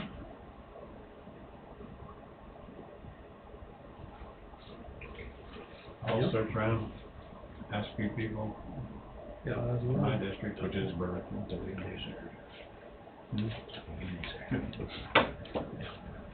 See what I can do. Yes. Is that all you got, Wade? Some point here in the very near future, I'll be, I think, I brought it up during budget time, a certain amount allotted in the county attorney budget for a new computer program for the prosecutor's office, since the state moved from one system different in the judicial branch. I've had a demo of a program that's being used by 30 plus other counties in Kansas, and it seems like by the day more and more. I think it's what I'd be leaning towards, and at some point here in the near future, I'll probably bring that forward to possibly move forward with that. But since you budgeted for it and it's an update, wouldn't that just be maintenance that you could just go ahead and do? I mean, it's, for your office, to me, that every little thing doesn't need to come to us. Sure. No, to me, that's the way I look at it anyway. It's a significant expenditure, so I just like to be transparent. I don't like to, I never want to be viewed as frivolously spending taxpayer money, and I think that's my main role and main purpose in bringing it up. So is it a whole other system? It's a whole nother So it's system. not an update, as Bob led. It's an update to a better system. Right, yeah, so it's a new software system.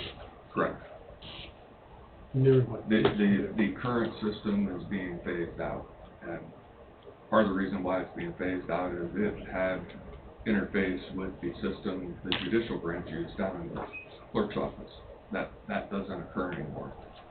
And I've been told what we currently have there, at some point here this year, they're moving out of Kansas completely. So we will have no support, we will have no way to limp along, I guess, is something that could be done, but I'm not, with the volume of work that we have going through the county attorney's office, I'm not gonna limp along. Bring it up if you need to. That's all I have.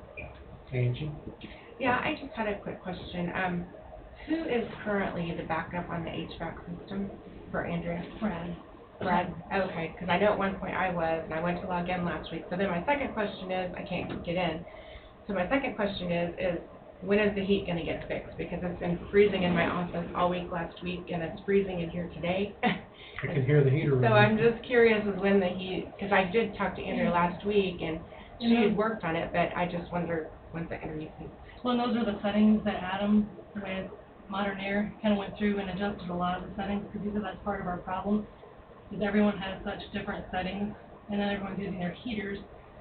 So when it's cold and they're using a heater, well, now it looks like it's pretty warm in that room, so the HVAC is setting it back to cool mode. So it's kind of a catch situation on that, but those are the settings they went through and adjusted everybody's settings to kind of keep them more at an even. Too much return, Well, and too much that return was heat. the issue we had when they first put that in, because everybody was cold. And so I did go in and change some offices so that their office would be more comfortable, because when you're on the north corner like we are, that cold air just blows right through the wall. So I had to go in, even the health department downstairs. And so now, when they did have it set, adjusted, like everybody the same, it just makes us It doesn't work, everybody can't be the same. I know. Yeah, and they're not all exactly the same, but he set them within a few, and so it's him that Adam that made those adjustments. Is there a way to go through and manually? He said if you want to adjust them slightly, but beyond that is part of our problem.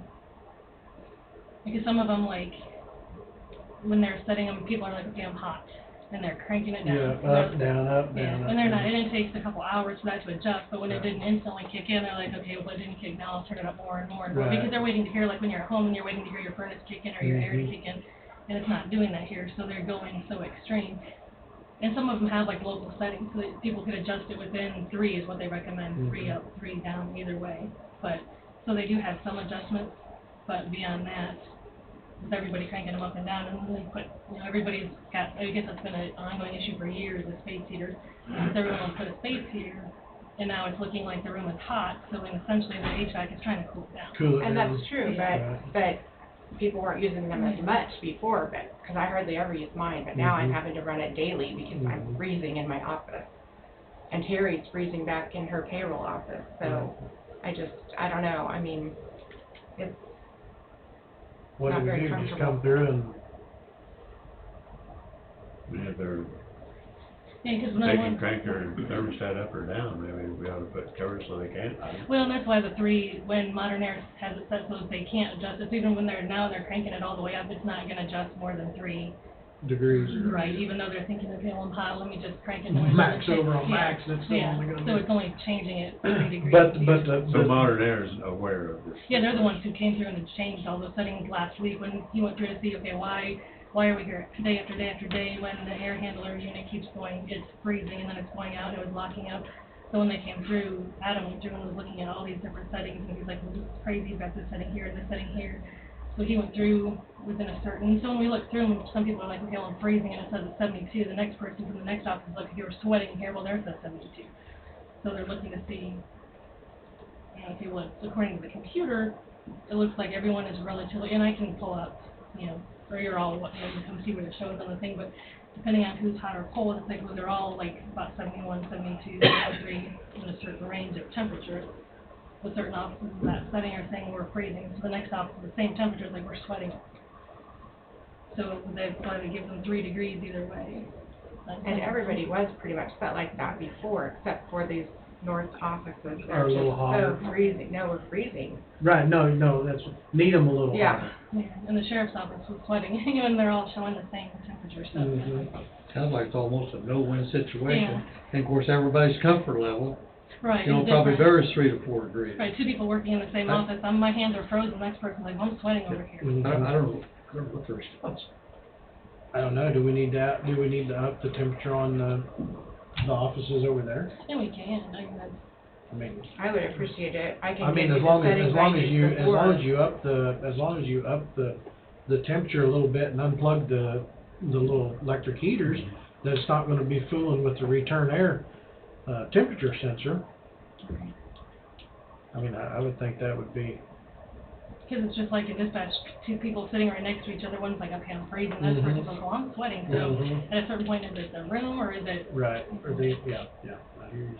Well, and Or if you could blow extra insulation in these walls, maybe that would help too. There's probably. Because these north corner walls, we get it. Be surprised what's in that wall for insulation. I don't know either. Probably In the none. 80s, none. Probably yeah. Probably none. That's why it's brick. It's all down into very hot. Yeah, settled. That's the only thing I figure out.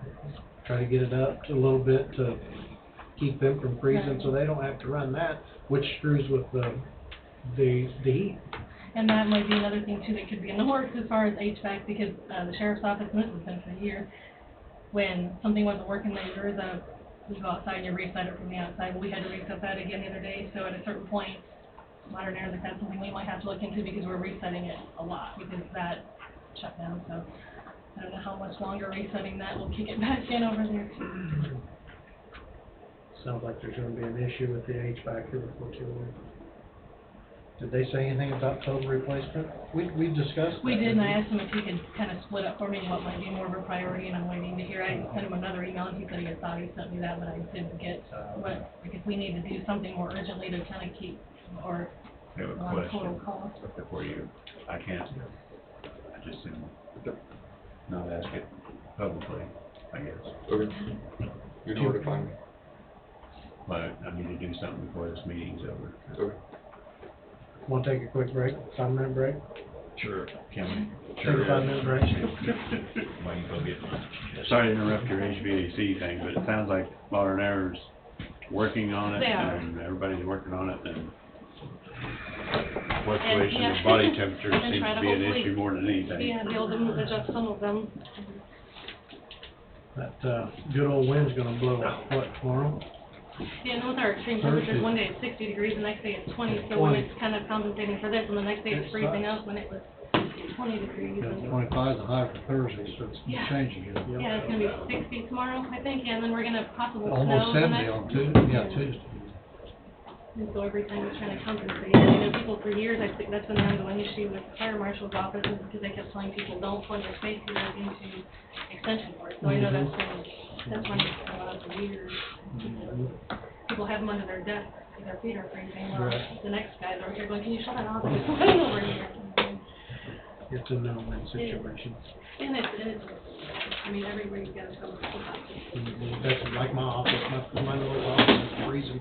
I can't change it, so they always put heaters underneath them, you yeah, know. exactly, and so we, I close my vents in my office in the wintertime yeah. to shoot more air to the other Right. areas, and Mhm. so it's yeah. Well, and that's like out here. Yeah.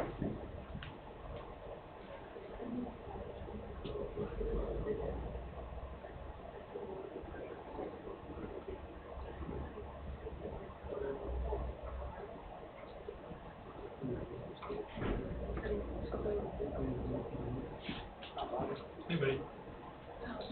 Hey.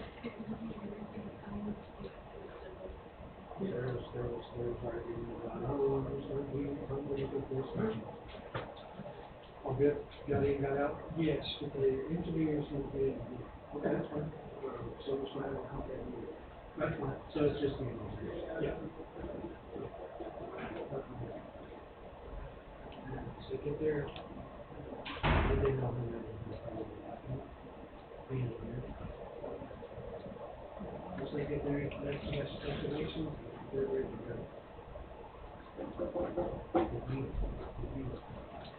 All right. Thanks, sir.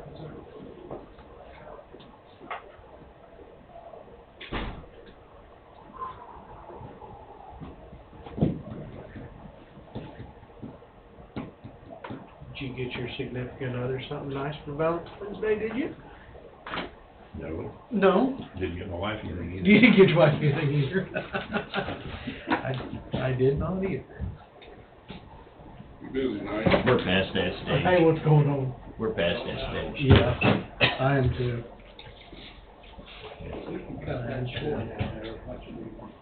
Yeah.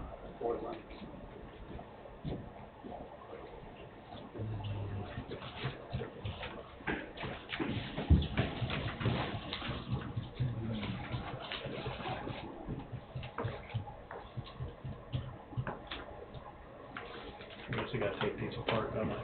Yeah.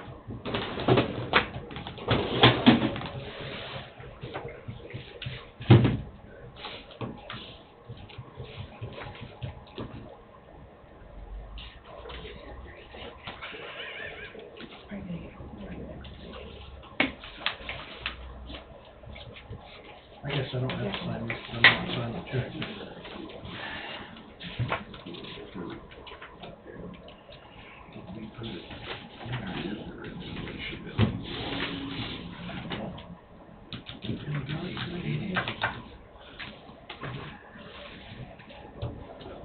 Brick, concrete,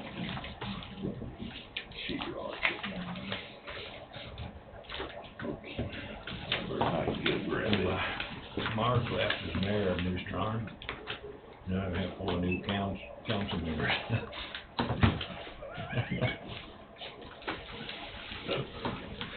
They all missed him, so they resigned. Must have done a good job. No comment.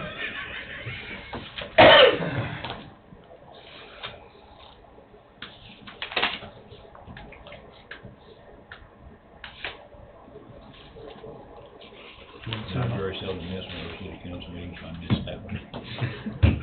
One semi, Had to call one them set up. of gas at $27,000. Yeah. $3 and something. Most everybody's $3.19 on retail now. What's that, gas? Yeah.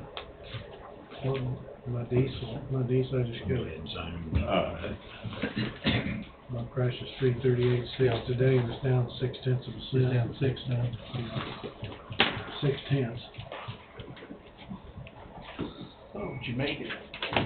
Donald Quaid's come back in here, he talked to me about the MT networks, he said that is good to go, but he does wanna spend more time looking at that deed restriction. The MT Networks is good to go. Okay. That's what Wade just said. Okay, he was dancing Yes, sir. around, so I got your trailer. I'm tired of listening to the Okay, dancing. I was gonna ask you. Everything went well. Did you guys take a picture beforehand? Sure. You sell it, take it today. Pass all, I guess we'll pass this stuff right on. Pass that on down. Yeah, it goes with everything else. Okay, I need to sign this, don't I? Need to pass these off, don't I? Yep.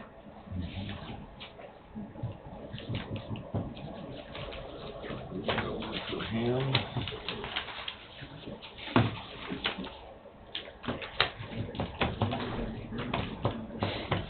So that's your heater running, that's your heater running. I used to sit there and say that heater on a minute. Just throw it on down. That was before we got to new heat. We just pass it on down. Yes. Yeah. Throw it at her, Bob. I didn't, I threw it right there in front of Tammy. I can't throw it that far. Get on my stove. I'm just glad I got my K-State pen fixed. Angie, did you have anything else? No, I just wonder, should I check and see about getting blown-in insulation maybe for the walls or something? I don't know how you could. I don't know. If there's cement, I don't know what. if they're just plaster walls, or... I don't think you will be. I just know it's really uncomfortable all week, freezing for Oh, I everybody. know, I know. Well, I just don't know why they couldn't up the temperature in that area, in that sector. Yeah, I mean, it can be done, but Wonder why it's different this year compared to other years. If it hadn't been an issue in the years before, we'll know. wonder why this year's different. Well, I don't have access to the system anymore, so So I'm she not... can't bump She it. used to turn it up. I used to get it up so that it wouldn't be... And now you freezing. can't bump it up any, No, I'm not Shouldn't have access to it. it. does any employee in the courthouse have access? Just Andrea and Brad. Andrea's ready. So I would suggest bumping it up 3 degrees. Right, well, we talked about that on Friday. See if that offsets it. Yeah. Say 3 Well, degrees. usually I had to bump it up quite a bit to keep the... Offset, Yes, to like offset about the cold 80. air. I mean, because it was just, so air just blows through the walls, so. I can give you my settings, Andrea, if you want to try putting those in again. I mean, it'd be worth a try. Yeah. There's no sense in... We need to try to get more people comfortable. Are freezing and running those fire hazards. Hard to work with gloves on. It is.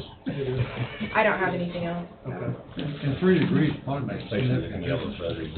feathers. But if it's in that corner where there's a bunch of air coming through, it might be 5 degrees. So just as long as you're not sweating out the treasurer's office, you know. Well, ours is separate I from would theirs. say they're so. probably not the most efficient windows. I guarantee you they're not. You You can probably probably feel all the air coming move it up through. 5 degrees in those areas it's too warm, guy can always shut the vent down just a little. If you person can. Yeah, I bet a guy can shut the vent down. Well, I don't see no. I've got, Same when you come back around, I'll be right back. I've got actually an amendment to a revised resolution Okay. that deals with the opioid epidemic. Okay, Bobby said that you had,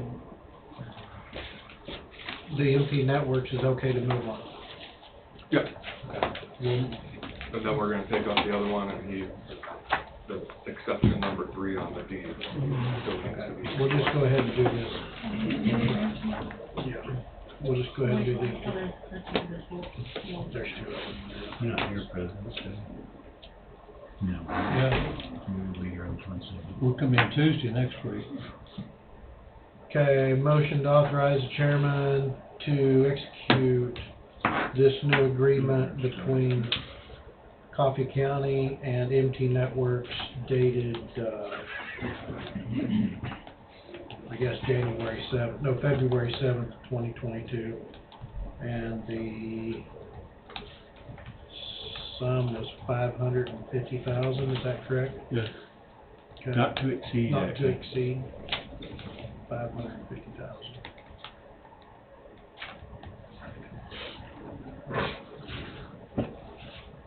So move. Don's move. I'll second. Tom, second. Tom seconded. Any discussion? All in favor, say aye. Aye. Motion passes 5. Okay, I need to sign this, correct?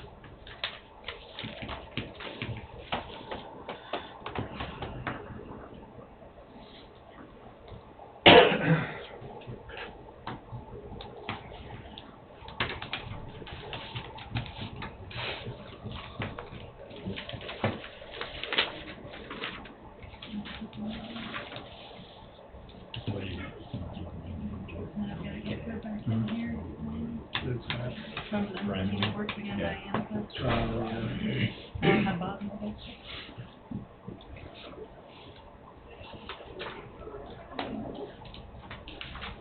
I think that is all of the bids. Tim, roundtable.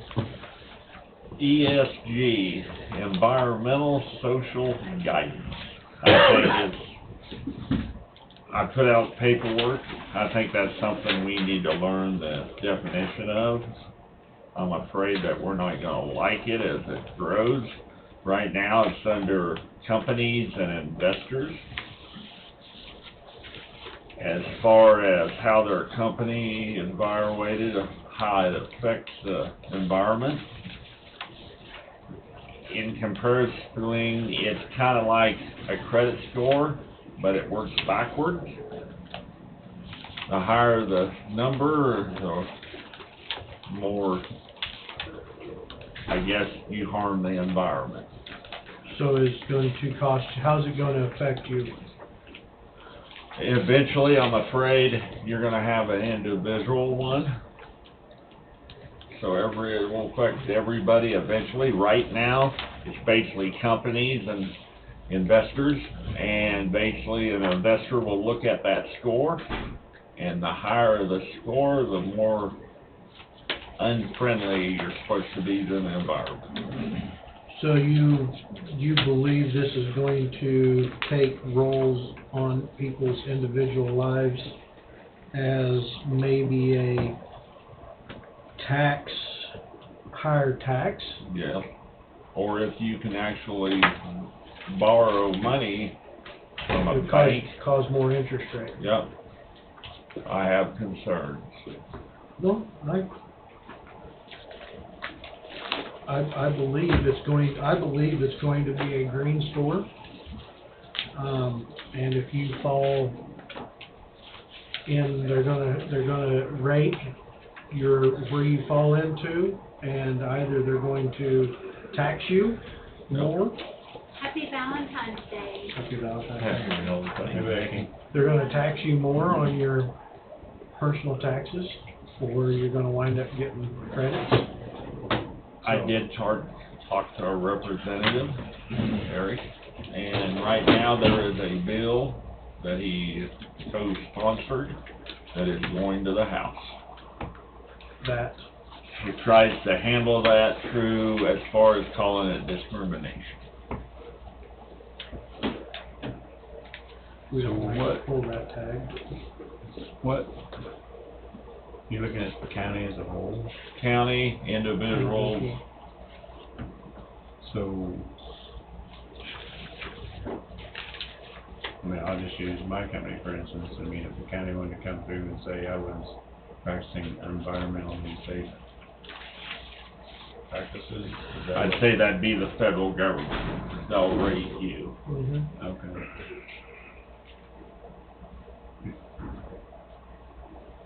They'll rate you as a business, they'll rate you as an individual. What you drive to work, how many miles you drive a day, the mileage on your vehicle, Where do you eat meat? where do you eat meat, or green You buy pasture, a gun, buy a gun, donations that Alcohol. you give to Alcohol. charities, Clothing. if you chew. Yep. They're the reason I do. It's a way to control what you do by skirting government regulations. Correct. Yes, sir. In a That's nutshell. very good. And they're gonna tax you for it, or in some way, shape, or form, you're going to pay for it more than Billy Bob over here is going to. Very well aware. I may be riding a horse to here. Well, you know, my thing is they are throwing so much stuff down this pipeline. This pipeline is huge, and there is no way. And we'll be monitoring it all. You can have a garbage truck or a shredder at the end of it, and you can't keep up. No. Thank you for your information and your research. You're welcome. Now, you said you did some research on, is there ratings? Are they throwing ratings out there now?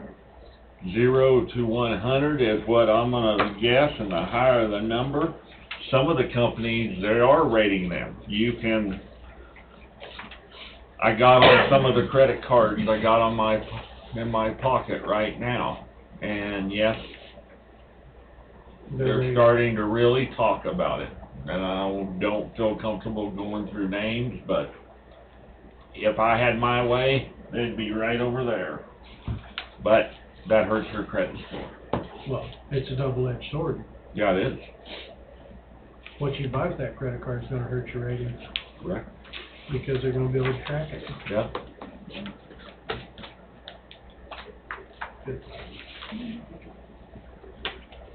That's all I had. Mr. Tom? Hell in a handbasket. I do not have anything. I don't have any round tables. I have nothing.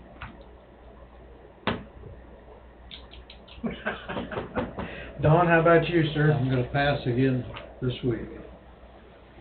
I don't think I have anything. Sorry I was gone last week, but I enjoyed the good time with my son. That's what it's all about. That's what it's all about. We act like just like you were here. I'm just glad I noticed the 21st. So, I was gonna say. we got our new account balances. Is that what that is, Amy? Yeah. Our new statement, basically. Yep. I think it probably needs to be noted that we will not be here next Monday. Yeah. We will not, Tuesday. we will not be here Monday. We'll be here Tuesday.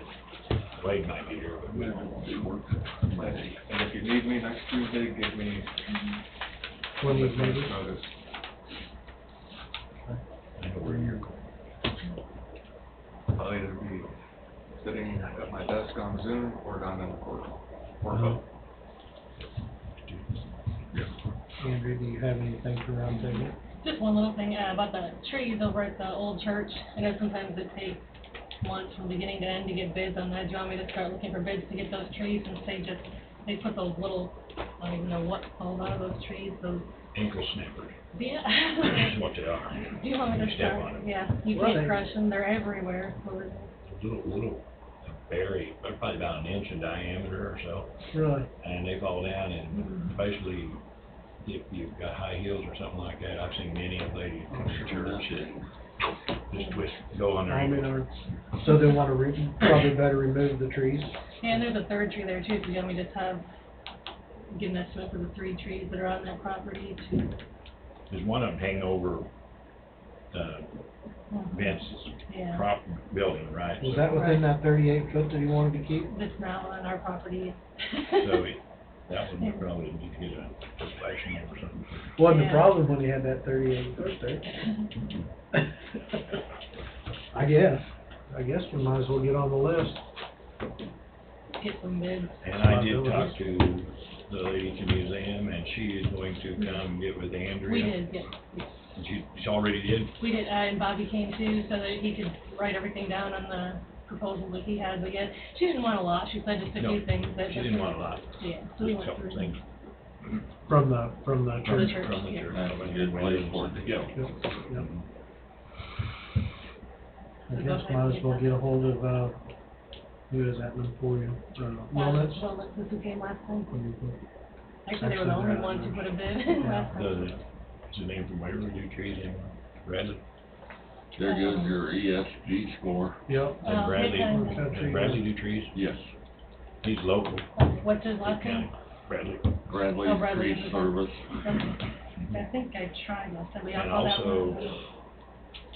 Matt Barrett and, Yeah, I tried him last time too, and he said but I'll try him again, I think he's so we kinda need, got back up. we need to try them, they might. He's Yeah. I think he's back around here full time. That's right. But you can- Yeah.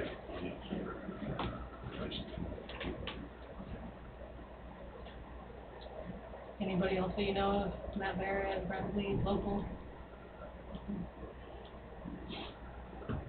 You know, we take stumps out now also. You might as well. I mean, grind them down. Grind them down. Matt used to do that, I don't know if he still does it on the. And last time he didn't, for some of the project that big, he said it's the trees that we had here, but I'll check with him. I've had him do. He might not want to remove the tree, he might want to be able to come in and remove the stump. Maybe Grind the stump stump out out. of it. Okay. But, environmental. We've got some more stuff. Is that all you have? That's all I have. We've got some more goodies here to sign.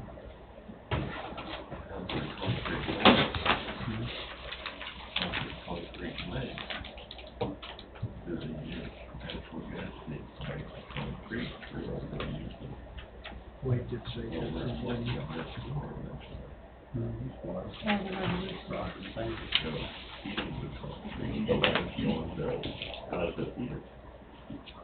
Yeah, put it in there.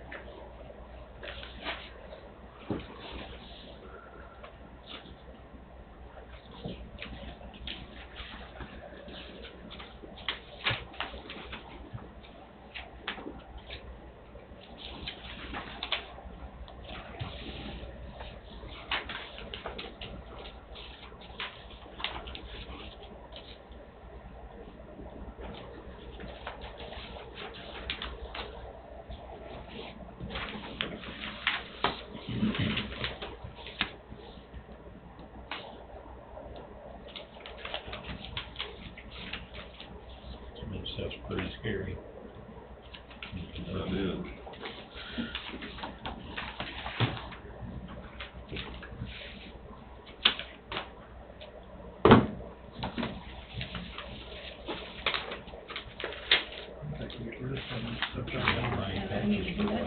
I'm sorry?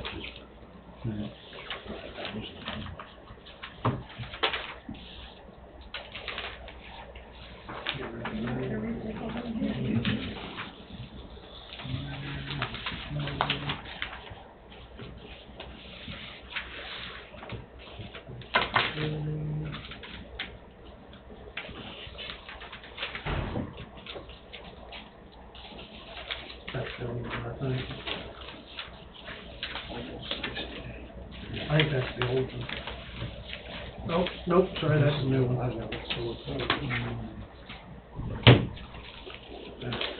one? Recycle. Not being grabby. Oh, you got one Get here. grabby again, eh? $8 million above last year. I'm not sure it did much on that bond. See that? Stock market, we've been record sales, biggest profit ever. Yeah. I like saving this stuff. Yeah. What's that one? Got it. Wonder how many, that'll be nice. And the pluses went out and bought Google. Yeah. But they don't have pipes to that. Is Farm Bureau pushing this big? That's where I found it. That's what it sounds, really. Wait. On the graphic, and Sandy the document. Okay. I had searched ag. It That's has the three extension initials for- right beside it. Do we want to discuss about the extension office, about their bids? Do they need a shower in there? I was kind of reading through that. I don't know what they do in there. I don't know. I can't tell you. I don't know. But I guess they know where. I guess they know. Want me to put those back in there? Maybe they know. Sure, I wouldn't know why they would need it. Alright. I have a shower in my garage. Do they? Are they doing classes in there and stuff? Yeah, might be cooking and things like that. That they, what they doing? Sure, okay. Do they do classes with chemicals in there and things like that? I don't know. I don't know. I don't know. Classes, That's what I don't Yeah, know. that's, it's just a question. That's not the only reason they would need something like this. Well, I was just thinking instead of having to drive home when you're working down here at the fair, You know what? maybe you got a nice shower. A lot of close to people the watch sports. fairgrounds. Yeah. 10 mil. And Jesse yells at me for this, but I end up watching news probably way too often. I didn't even know that Osage County passed the deal. I did. It passed pretty handily. Had about Yeah. 14% of their voters showed up. Yeah. A little like 15. I'm alone in a truck too often. gonna listen to talk radio, so. Must not have been a huge Trying to amount kill of me. protests, or been more 15% sure. Yeah. We're waiting on Wade to get documents. All right.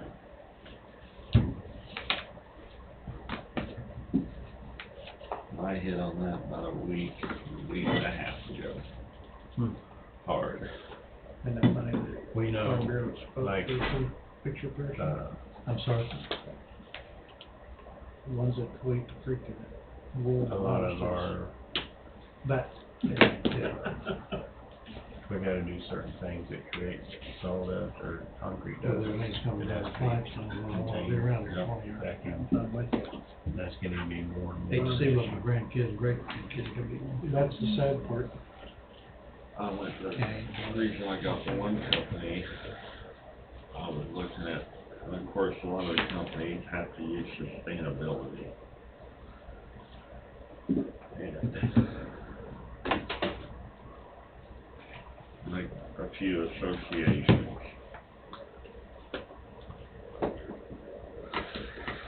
Let's do the key word.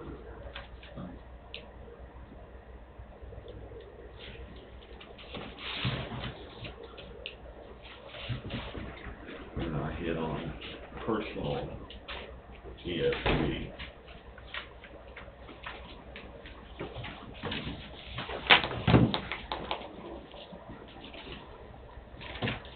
You ready? Yes, sir.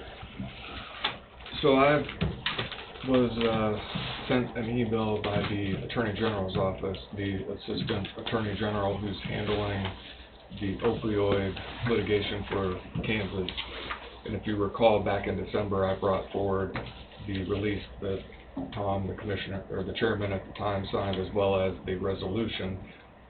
They requested that the resolution be modified to include some additional language that basically, in a nutshell, says that Coffee County, just like any other county in Kansas or any other state, county, municipality across the country, had sustained damages as a result of the opioid epidemic. So that's really what this is. I talked to Angie, and it would be, originally it was resolution number 880, so this is resolution number 880A. It's not exactly the same, but it's the same. Still deals with House Bill 2079, Kansas Fights Addiction Act. So that's what I would present to you. I've sort of modified some of the language so it relates back to the original assignment of claims so that the Attorney General's office can act on behalf of Coffee County in seeking damages from the manufacturers. The other forms have already been filled out and sent to the settlement administrator as required under the agreement. So hopefully this will be enough to follow through and get Coffee County where it needs to in reference to this litigation. If you have any questions?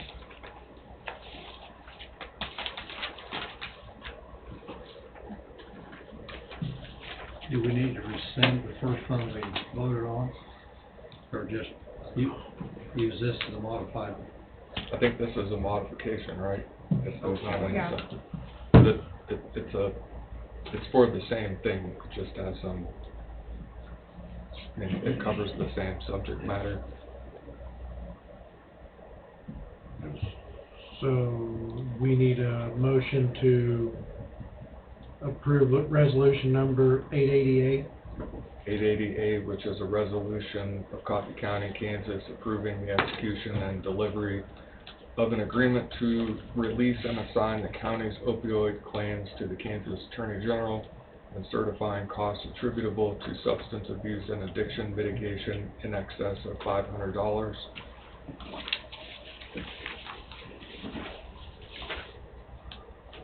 And that assignment to release and assign claims was signed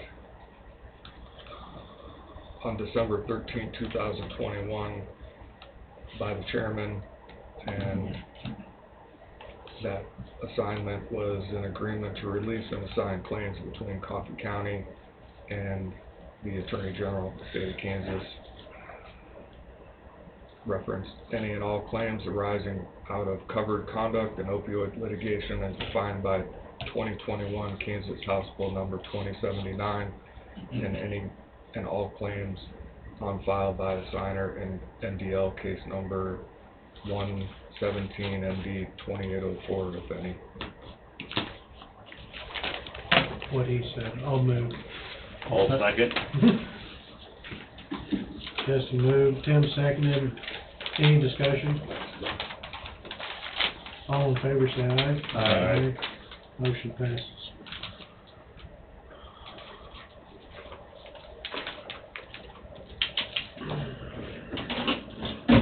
Now, this has got me as down as vice chairman. This is an old document. Do we need to make changes in there? No, I'm sorry? Or you want me to just mark out vice chairman? just mark it out.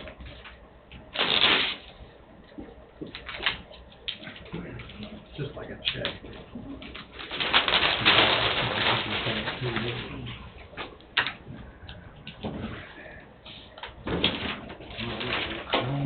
I've got to work Monday.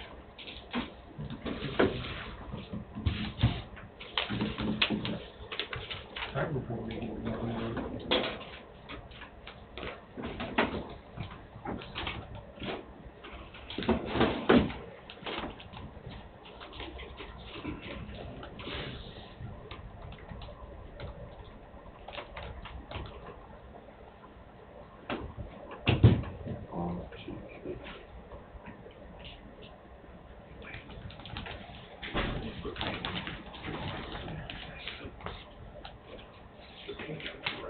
Are we all through over there?